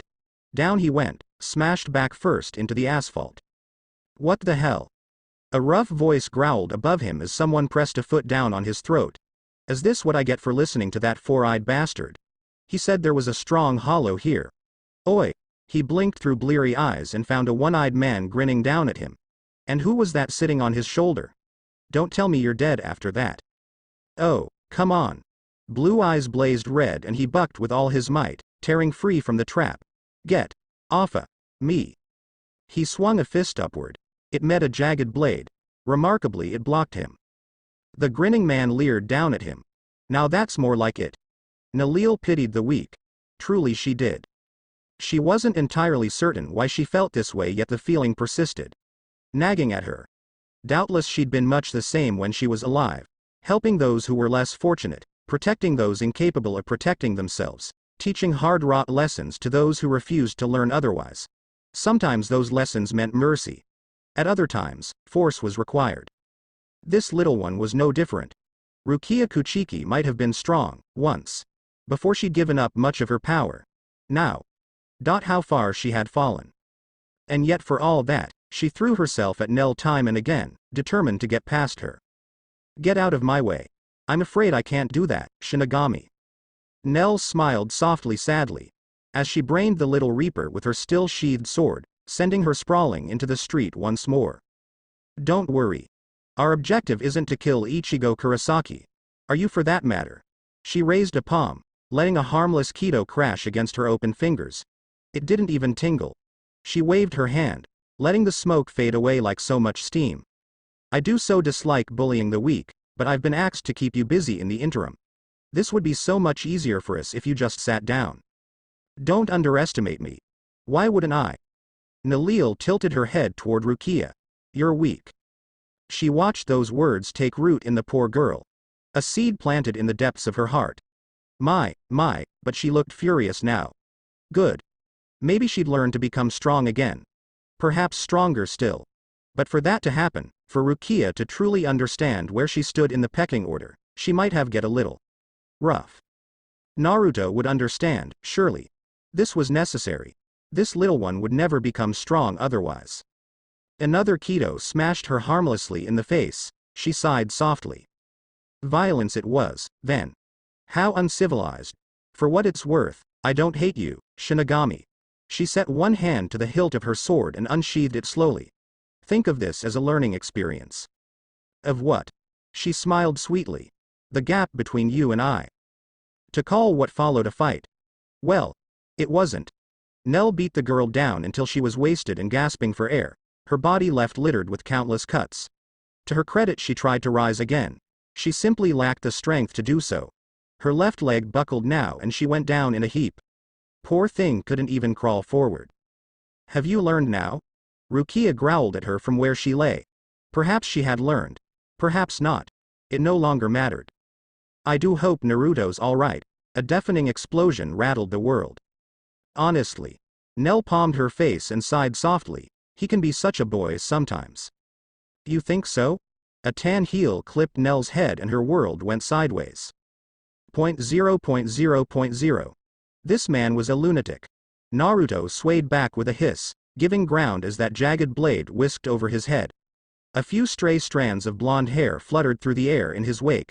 He punched right through them and sent the Shinigami sprawling for all the good it did him. He tumbled away and came up swinging again. It wasn't at all like fighting Aizen. That one was slippery, but he at least had a rhyme and reason for everything he did. But this man. This Kenpachi Zaraki. He didn't care for reason. Not for words nor wounds or the difference in their strength. Not anything beyond battle. That made him damn hard to predict, and it didn't help that was actively trying not to kill him. The same couldn't be said for this crazed Reaper. He just kept advancing. And he was getting stronger. Slowly but surely, for every wound he inflicted he got a little better, a bit faster. It wasn't enough to best him, but he was starting to notice all the same. For all the fire in him, the madman refused to stay down. He was relentless. Ordinarily he would have respected that. The determination to never give up. Now? Not so much. Is this what it's like to fight me? Yes. Just more bloodthirsty. Who you talkin' to, Hollow? None of ya business. He decked him in the face only for the Reaper to rush in and swipe at him with his sword. No form, no substance. He just swung the blade around like a metal bar. A very dangerous bar and one he wanted to avoid at all costs. He doubted the man could cut him, but he could probably still hurt him. Impact and momentum were a helluva thing. This couldn't go on. At this rate, he would have to kill this man. He didn't want to. He really, truly didn't. But if this continued. 0.0.0.0. A good fight. For the longest time, it was all he sought. Pretty much the only thing Zaraki Kenpachi had ever wanted, really. Someone strong for him to fight. No need to hold back, a chance to truly cut loose and wage war with all his might. Wasn't that what he wanted? No, maybe that wasn't quite right. A fight was good and all, but he craved more. A rival. Someone to push him to the edge and beyond. Someone he could fight again and again and again. A fighter who wouldn't snap like a stick. Well, he'd finally found one. And surprise surprise, it wasn't a Shinigami but a Hollow. This bastard was different from the rest. For one, it almost looked human, not that he cared about that bit. More importantly, it didn't die one hit. I said, get off of me. A boot barreled into his chest, sending him skidding backward. His blade bit down in the street, spraying sparks as it killed his momentum. His head snapped up. The barest beginning of a grin tugged at the corner of his mouth. Now that's more like it. Damn good thing Yachiru had jumped off his shoulder. Now he could fight without having to worry about her. Because that damn Hollow was getting up again and he didn't look happy. Whoever you are, he growled, dusting himself off. I don't have time for you. I've had enough. This ain't a warning, this is a promise. Buzz. Off. Or else. Promises, promises. He wasn't going anywhere. Ain't you gonna draw your sword? Don't got one. The Hollow shrugged. Don't need one either. Not for you. Ha. Cocky bastard. Let's see. A fist shot out and smashed hard into his ribs, producing a startled grunt. Momentum caught up with him a moment later to launch him down the street. He was still hurtling through the air when a golden meteor crashed down from the heavens, stomping him into the asphalt in a shower of dirt and dust. Anyone else would have been worried. Maybe even wounded. Not him. Give up. A sandal-clad foot stomped on his windpipe. Or so help me, I'll knock you out. Never. Zaraki laughed at him. The blonde balked. That moment of hesitation cost him. He almost didn't see his jagged blade sweep out the smoke. The Hollow dodged aside out of reflex more than anything else. Moment he did, he stopped putting pressure on his throat. Dumbass. You didn't give your enemy a chance to breathe. Not even for a second. Just how green was he? Kenpachi made him pay for it. Grabbed him by the ankle, and whipped him head first into a building. Real shoddy construction. Damn thing crumbled like a house of cards around the hollow, swallowing his prey whole. Zaraki climbed to his feet, idly rubbing his neck as he did. Good. He could still breathe. Damn thing hurt like a bitch and he'd nave a nasty bruise there come tomorrow, but beggars couldn't be choosers. Disappointment warred with excitement in his head, and the former won out when his foe didn't emerge. A frown creased his scarred face. What, is that it? He rumbled at the rubble. You done already? It'd be real boring if you died on me now, Hollow. You're afraid this fight will be boring. A low, muffled growl reverberated with the depths of the debris. I'll spice it up for ya then. The wreckage erupted. No other word for it. Stones blasted in every direction, some even flew his way. Kenpachi lazily cut a large piece of mortar in half, only for the berserk blonde to come barreling through the severed halves and tackle him. A clawed hand closed around his face and smashed him down with a vicious yank. Then the Hollow ran, dragging him across the street, grinding his visage into the ground, tearing a furrow as he went. His good eye glared up at him only for it to end as quickly as it began. A savage spin launched him up into the air. He tumbled there for a moment, end over end before he finally righted himself. TCH. He'd never been the best at this airwalking bullshit. The very second he found his balance, the Hollow was on him again. He swung wildly his way in a bid to create some much-needed distance, only for the whiskered warrior to catch the blade in his right hand. Sparks flew through the air as it ground to a halt in his fist. Huh. No blood. That was new. Cold blue eyes sought his with intent. You're making me angry, Shinigami.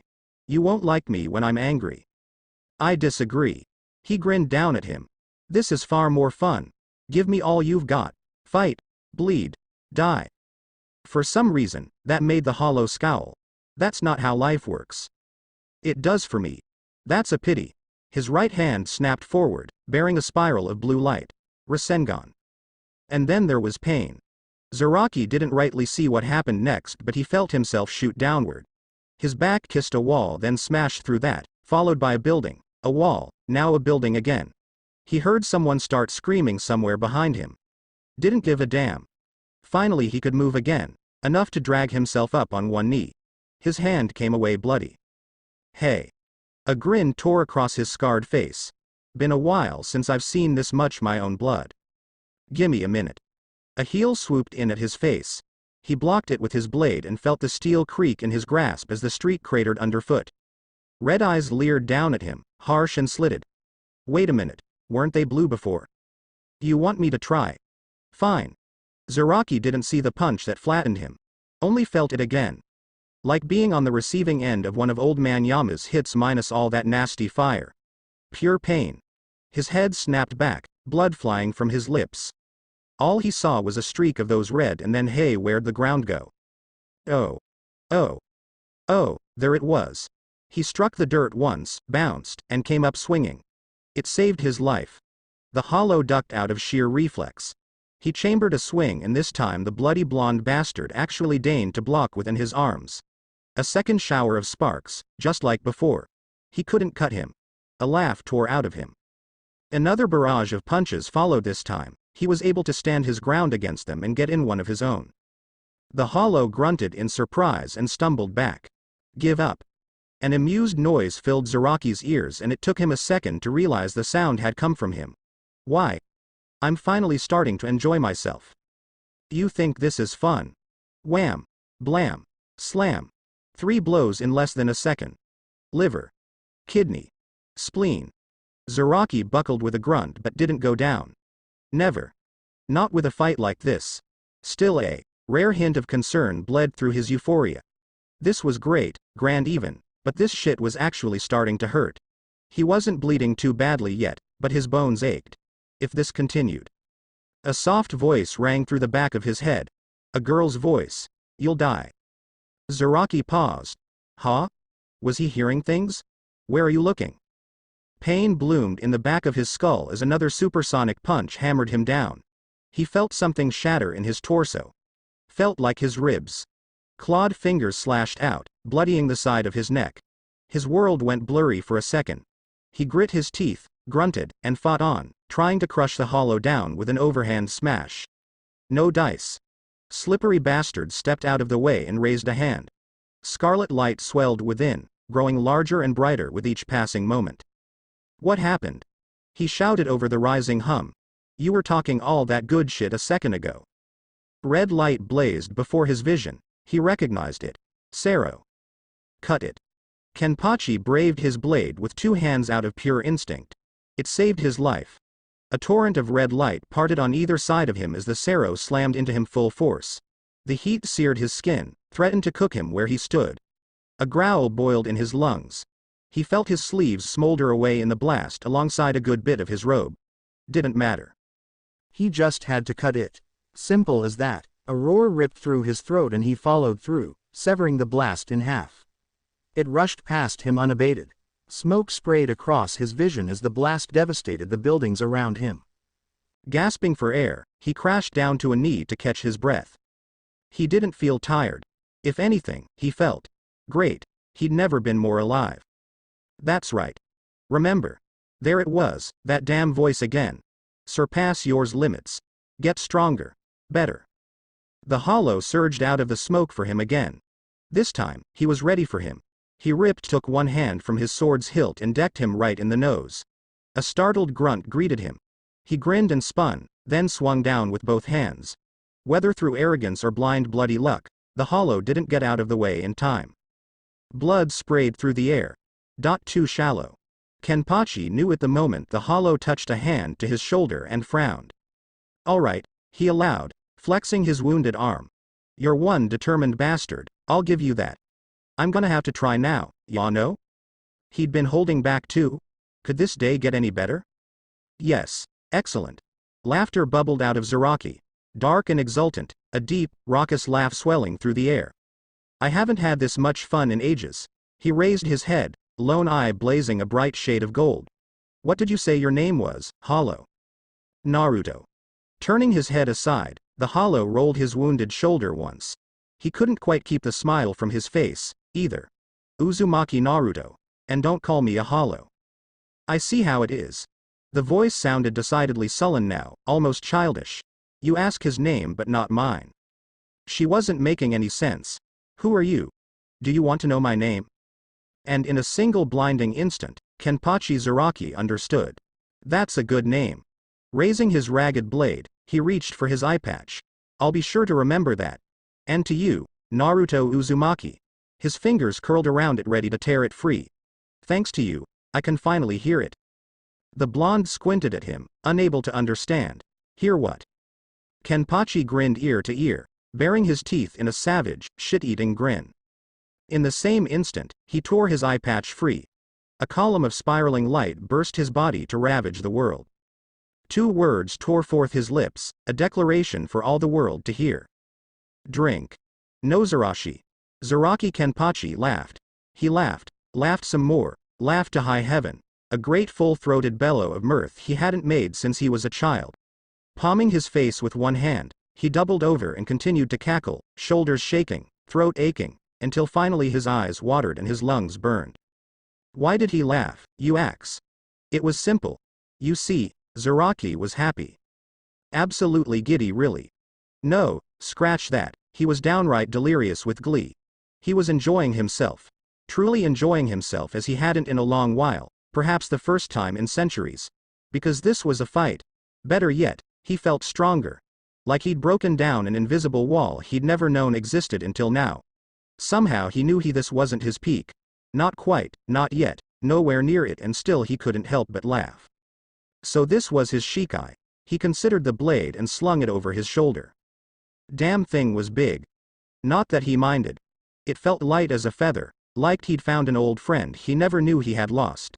Speaking of friends. Oops. With a rueful grimace he looked back to the road, idly regarding the devastation he'd wrought there.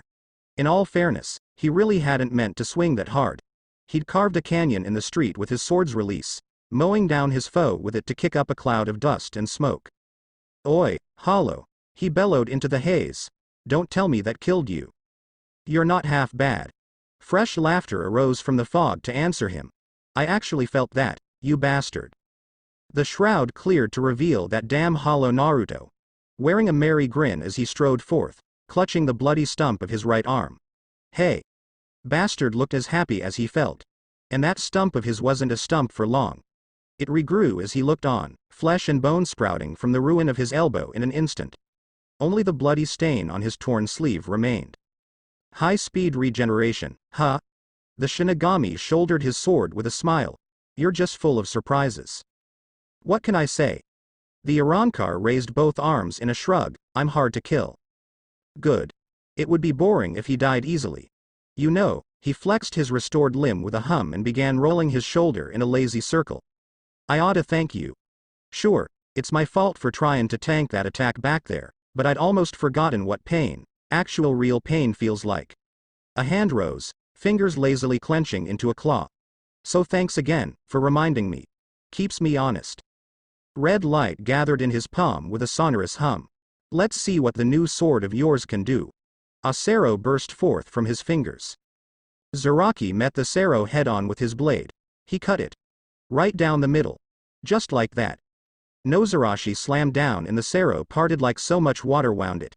The blast split before him, severed halves searing past to demolish a pair of abandoned buildings on the block behind him. Well, he hoped they were abandoned. Meh. Didn't matter. The old man probably had him evacuated. Wasn't his concern. Naruto whistled. Not bad. That all you got? He leveled Nozarashi at him. There's ain't nothing I can't cut. Is that so? Grinning like a loon, the berserk blonde reached up to his mouth and bit his thumb. Let's see you slice through this.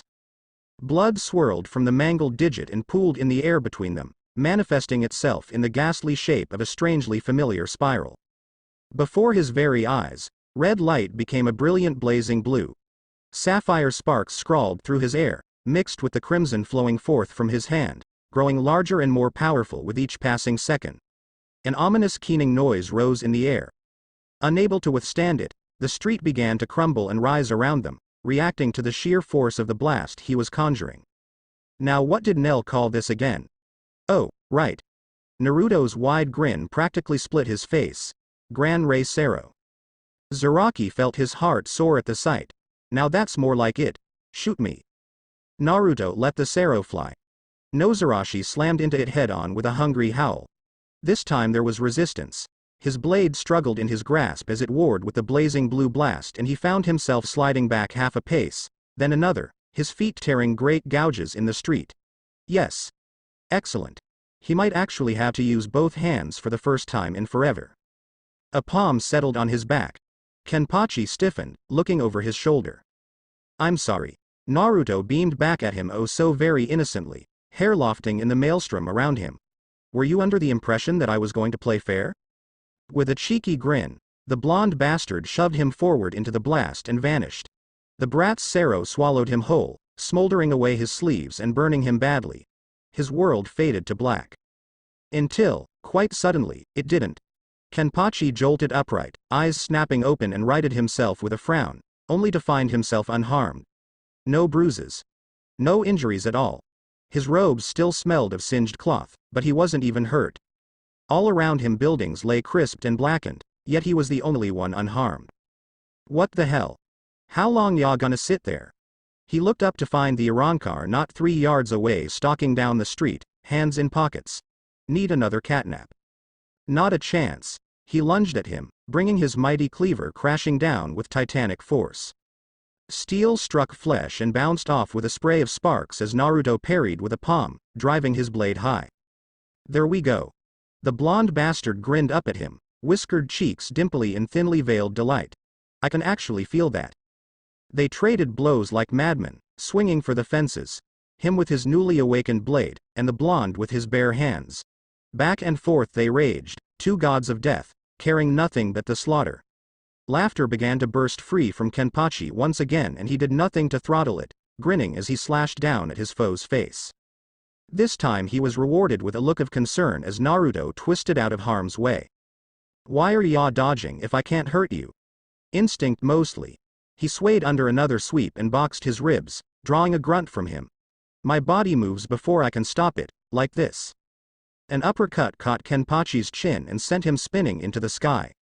A shadow fell over him, and he looked up. Time slowed to a crawl as he glimpsed the blonde above, hands linked over his head. His eyes weren't blue anymore. They were gleaming a strange shade of gold, his pupils strange horizontal slits, eyes dusted with an odd shade of orange. That was all he had time to see before his adversary struck back. Nozarashi swept up to block, saving him from a fatal blow. Not so the momentum behind hit. The hammer fist struck him from the sky, slammed him through a telephone pole, and drove his back into the street. Asphalt erupted like an overripe melon faced with heavy blow. He plunged beneath the earth. A water main burst as he struck a solid pipe, the impact of which soaked clean through. Naruto stood at the lip of the crater and whistled down at him, golden eyes fading back to blue. Wow. Didn't think you'd fly that far. Need a minute? Hey. Zaraki cut upward in a savage streak of golden energy, raw Reiatsu biting deep into his collarbone. Now it was Naruto's turn to grunt in pain, a startled noise ground between his teeth. He expected shock, fear, rage from at the very least. Instead, the blonde threw his head back and belted out a laugh. Better. His fangs flashed in the brisk afternoon air as the wound smoldered shut. Let's kick things up a notch. He hopped into the crater and slid down, kicking up dust as he went. Hope you like shadow clones. Both hands crossed into a strange symbol he didn't recognize. Because you're about to. Shadow what now? He stalked up to meet him. Stop throwing words at me and attack already. Blue eyes sparked back into luminous gold. Have it your own way. 5 fists slammed into Kenpachi from opposite angles, forming the loose shape of a star. Spine. Chest. Lungs. Liver. Kidneys. He doubled over, spat blood, and slashed at them, only for Nozarashi to taste hollow smoke. They didn't even try to dodge or resist in any way, shape or form. The hell was that? Shinobi, pal. Naruto finished his descent, alighting not a yard away. Now lemme see if I can mimic what you did earlier. His fingers clenched, forming a taut point together. Just bring it down. Like this. Zaraki's chest ruptured. It all happened so fast.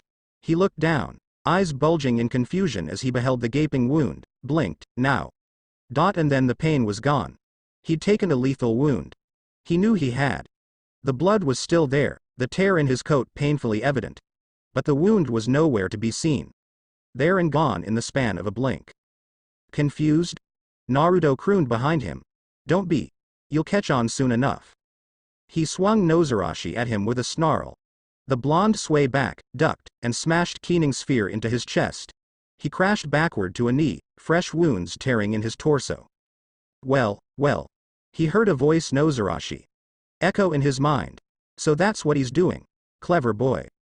Kenpachi forced his eyes open again. Too late. His wounds were gone once more. For a second there I thought I was dead? Naruto's voice echoed behind him. You were, for a second there. I fixed you, don't worry. He pivoted, but the blonde was nowhere to be found in the fog of war, voice echoing endlessly. It's what I do, Wisey. I fix things. Stuff. People, ya know. I can see your problem, Kenpachi Zaraki. You've subconsciously been holding yourself back, limiting yourself, and you don't even realize it. That's rude. Zaraki spun. He wasn't quite fast enough. Clawed fingers flashed before his face, obliterating his eyes. Something cool settled against his face and just like that, they were restored. See? Came the Arrancar's merry voice. You're just a little faster now. Let's keep going. He felt pain in his throat as something severed his windpipe, and then that too was gone, replaced by a tingling numbness. Kenpachi slashed out with one hand and touched a hand to his neck. Blood, but again no wound. Exasperated, he slashed at him. Stop talkin' and fight me already. I am fighting you. Nozarashi whirled over his back, blocking clawed fingers. He glimpsed that deranged smile beaming back at him. A bead of sweat ran down his brow.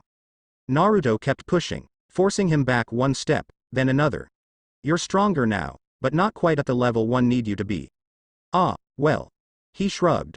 I'll just have to kill you a few more times until you're up to snuff. He ran him through with an arm.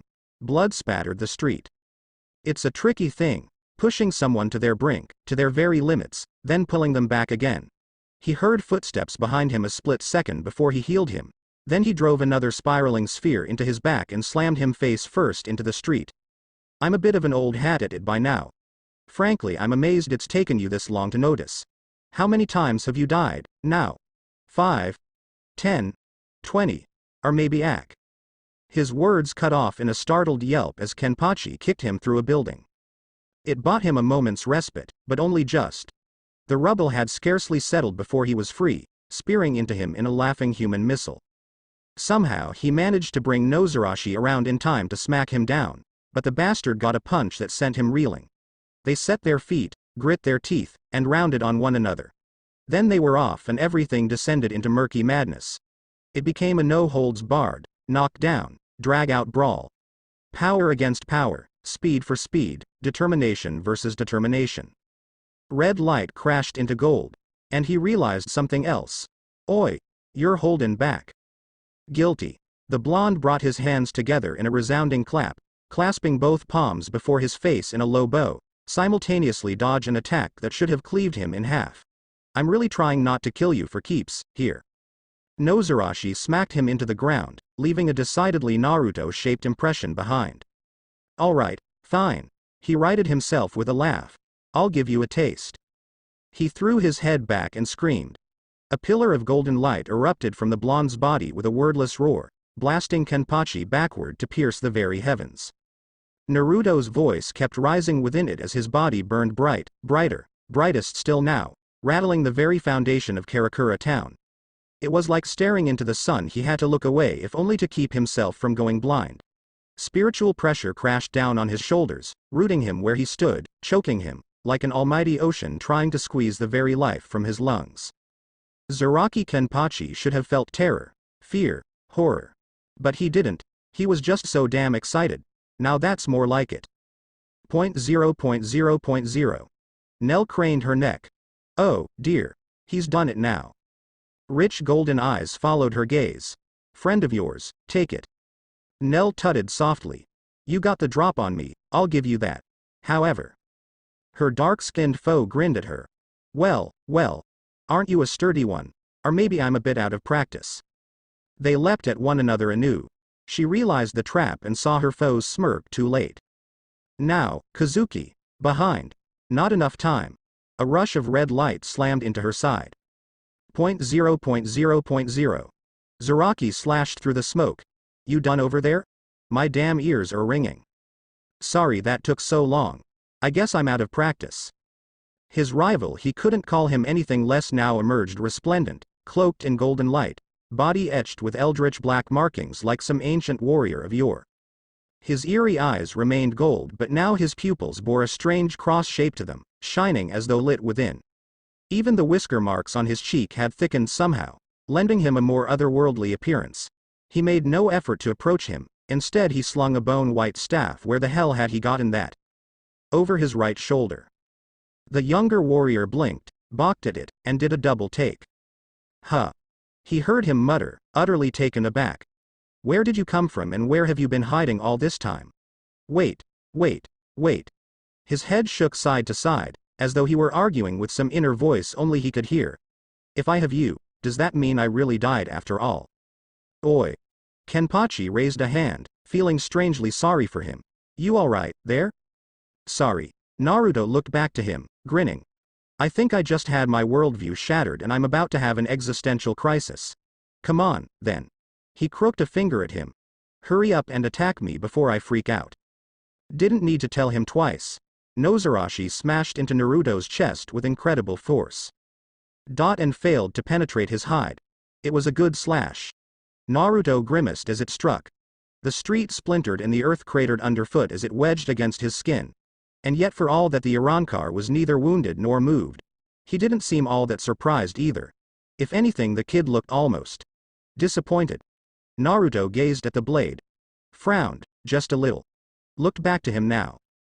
Is that all you've got? He tilted his head as Nozarashi struggled in vain against his shoulder. Okay, then. He took hold of the Zanpakuto with his free hand and pushed it back. Guess it's my turn. He vanished, but not for long. A flicker of movement was Kenpachi's only warning before a sandal-clad foot slammed into his lower torso. His body folded over it with a wordless gurgle, Then he was driven back, smashed down into the ground. Velocity was vicious. Momentum, malevolent. The transformed Arrancar rode him like a surfboard, drilling his back into the street, carving a fiery furrow in his wake. His ribs shattered. Nearly every bone in his body broke outright and there wasn't a damn thing he could do. Nozarashi tumbled from his grasp. He couldn't find the strength to reach for her. One hit. Damn it, he'd beaten him with just one kick. Naruto hopped off him and nudged him once with his new staff. Satisfied, now? Kenpachi tried to raise his head, but he couldn't even manage that. Kill me, kid. You're not gonna get another chance. That beautiful white staff rose. And fell. Nah. Zaraki made confused Zaraki noises. The hell? I'm telling you to finish me off already. You won. The may be so, but I don't want to kill ya. The golden light dimmed a little to reveal the smiling man beneath once more. You're a fun fella to fight, and I can tell you're really not a bad guy. So surpass your limits. Keep breaking them. Don't ever hold back, subconsciously or otherwise. And when you're ready, I'll fight you again. We can be battle buddies, or something. Until then. He left him there, flat on his back, gasping for air. And just walked away. See ya around. Hope you get well soon, blonde bastard. So this was what defeat felt like. Damn it. Kenpachi heaved a heavy sigh. Where the hell's Yachiru? 0.0.0.0. Nell heard Naruto before she saw him. A mighty explosion, a plume of dust, a moment to wonder what the hell was going on. And then he was just there, standing over her prone form, slapping her attacker aside with a flick of his wrist. Her agile opponent vanished with a gasp and went careening across town. Nell found herself gasping a little as well when she rose, favoring her right side as she drew herself up onto her knees to behold him. His body shone like the afternoon sun, and that was wonderful truly. It was. Yet in the same vein, she couldn't help but notice what he held in his hand. She saw the staff. His weapon, no more than that. Naruto had finally found his Zanpakuto. Glowing golden eyes gleamed down at her. You good? When she looked to him, his smile seemed fragile somehow. Yet still, he reached for her. Heat rushed to Nell's face for all the wrong reasons as tentatively she accepted his offered palm. She hadn't been in any true danger, not really. She'd simply been caught off guard. Twice. In one day. Her body wasn't so much wounded as her pride. That might never recover. Still, daring to hold her hand in public. How very bold of him. Yes. She muttered. And you? Naruto gripped his staff tighter. Fine. Liar. She knew he wasn't. She could feel him breaking. I'm not dead, ya no. He'd insisted so bullishly on that, but there it was. His Zanpakuto, irrefutable proof of what he was. An Arrancar. Exceptionally powerful perhaps, but an Arrancar nevertheless. He couldn't be anything else. That was a lot to unpack, and he would need time to adjust, to heal. Certainly not here. Urahara fanned his face. My, you're certainly making a mess of things. Naruto rounded on him, warding his staff before him with one hand as one might a club. You hurt my friend. Maybe I should make a mess of you. Now. Her attacker dropped his fan and raised both hands. I think we've all had our fill of fighting today. Why don't we let bygones be bygones? You take care of your friend, and I'll take care of mine. Sound fair? Fair? Naruto stepped forward and took a swipe at him, forcing the older man to duck away. You double-teamed my partner. I'll show you fair. Nell grabbed his shoulder and reeled him back before he could take another swing. Naruto, no, we didn't come here for this. His eyes blazed and she wondered if he would fight anyway. She wasn't strong enough to stop him. Fine. He heaved a sigh, then turned a rueful look on her. I need you to make a garganta, then. I don't know how to do that yet. Nalil was more than happy to do so. Anything that kept him from leveling this town to the ground. As you wish. Still holding his hand, she turned and touched a finger to the air. It split open at her touch to beckon them home. She stepped toward the impromptu gateway, tugging Naruto with her. He still hadn't stopped glaring gold daggers at his fellow blonde. Somehow she feared these two would have quite the spat in days to come. Nevertheless, she looked over her shoulder and gave one last parting shot. We will return, Shinigami. She stepped through the portal and Naruto with her before her companion could think to give a rebuttal. Kazuki heaved a sigh in their wake. I'm sure you will. Well, This is going to be a bit of a problem. His hat fluttered from his head and fell to the ground, split down the middle. Ever so slightly, Urahara's right eye began to twitch. You just had to murder my hat, didn't you? A muscle jumped in his jaw. This meant war. Thanks.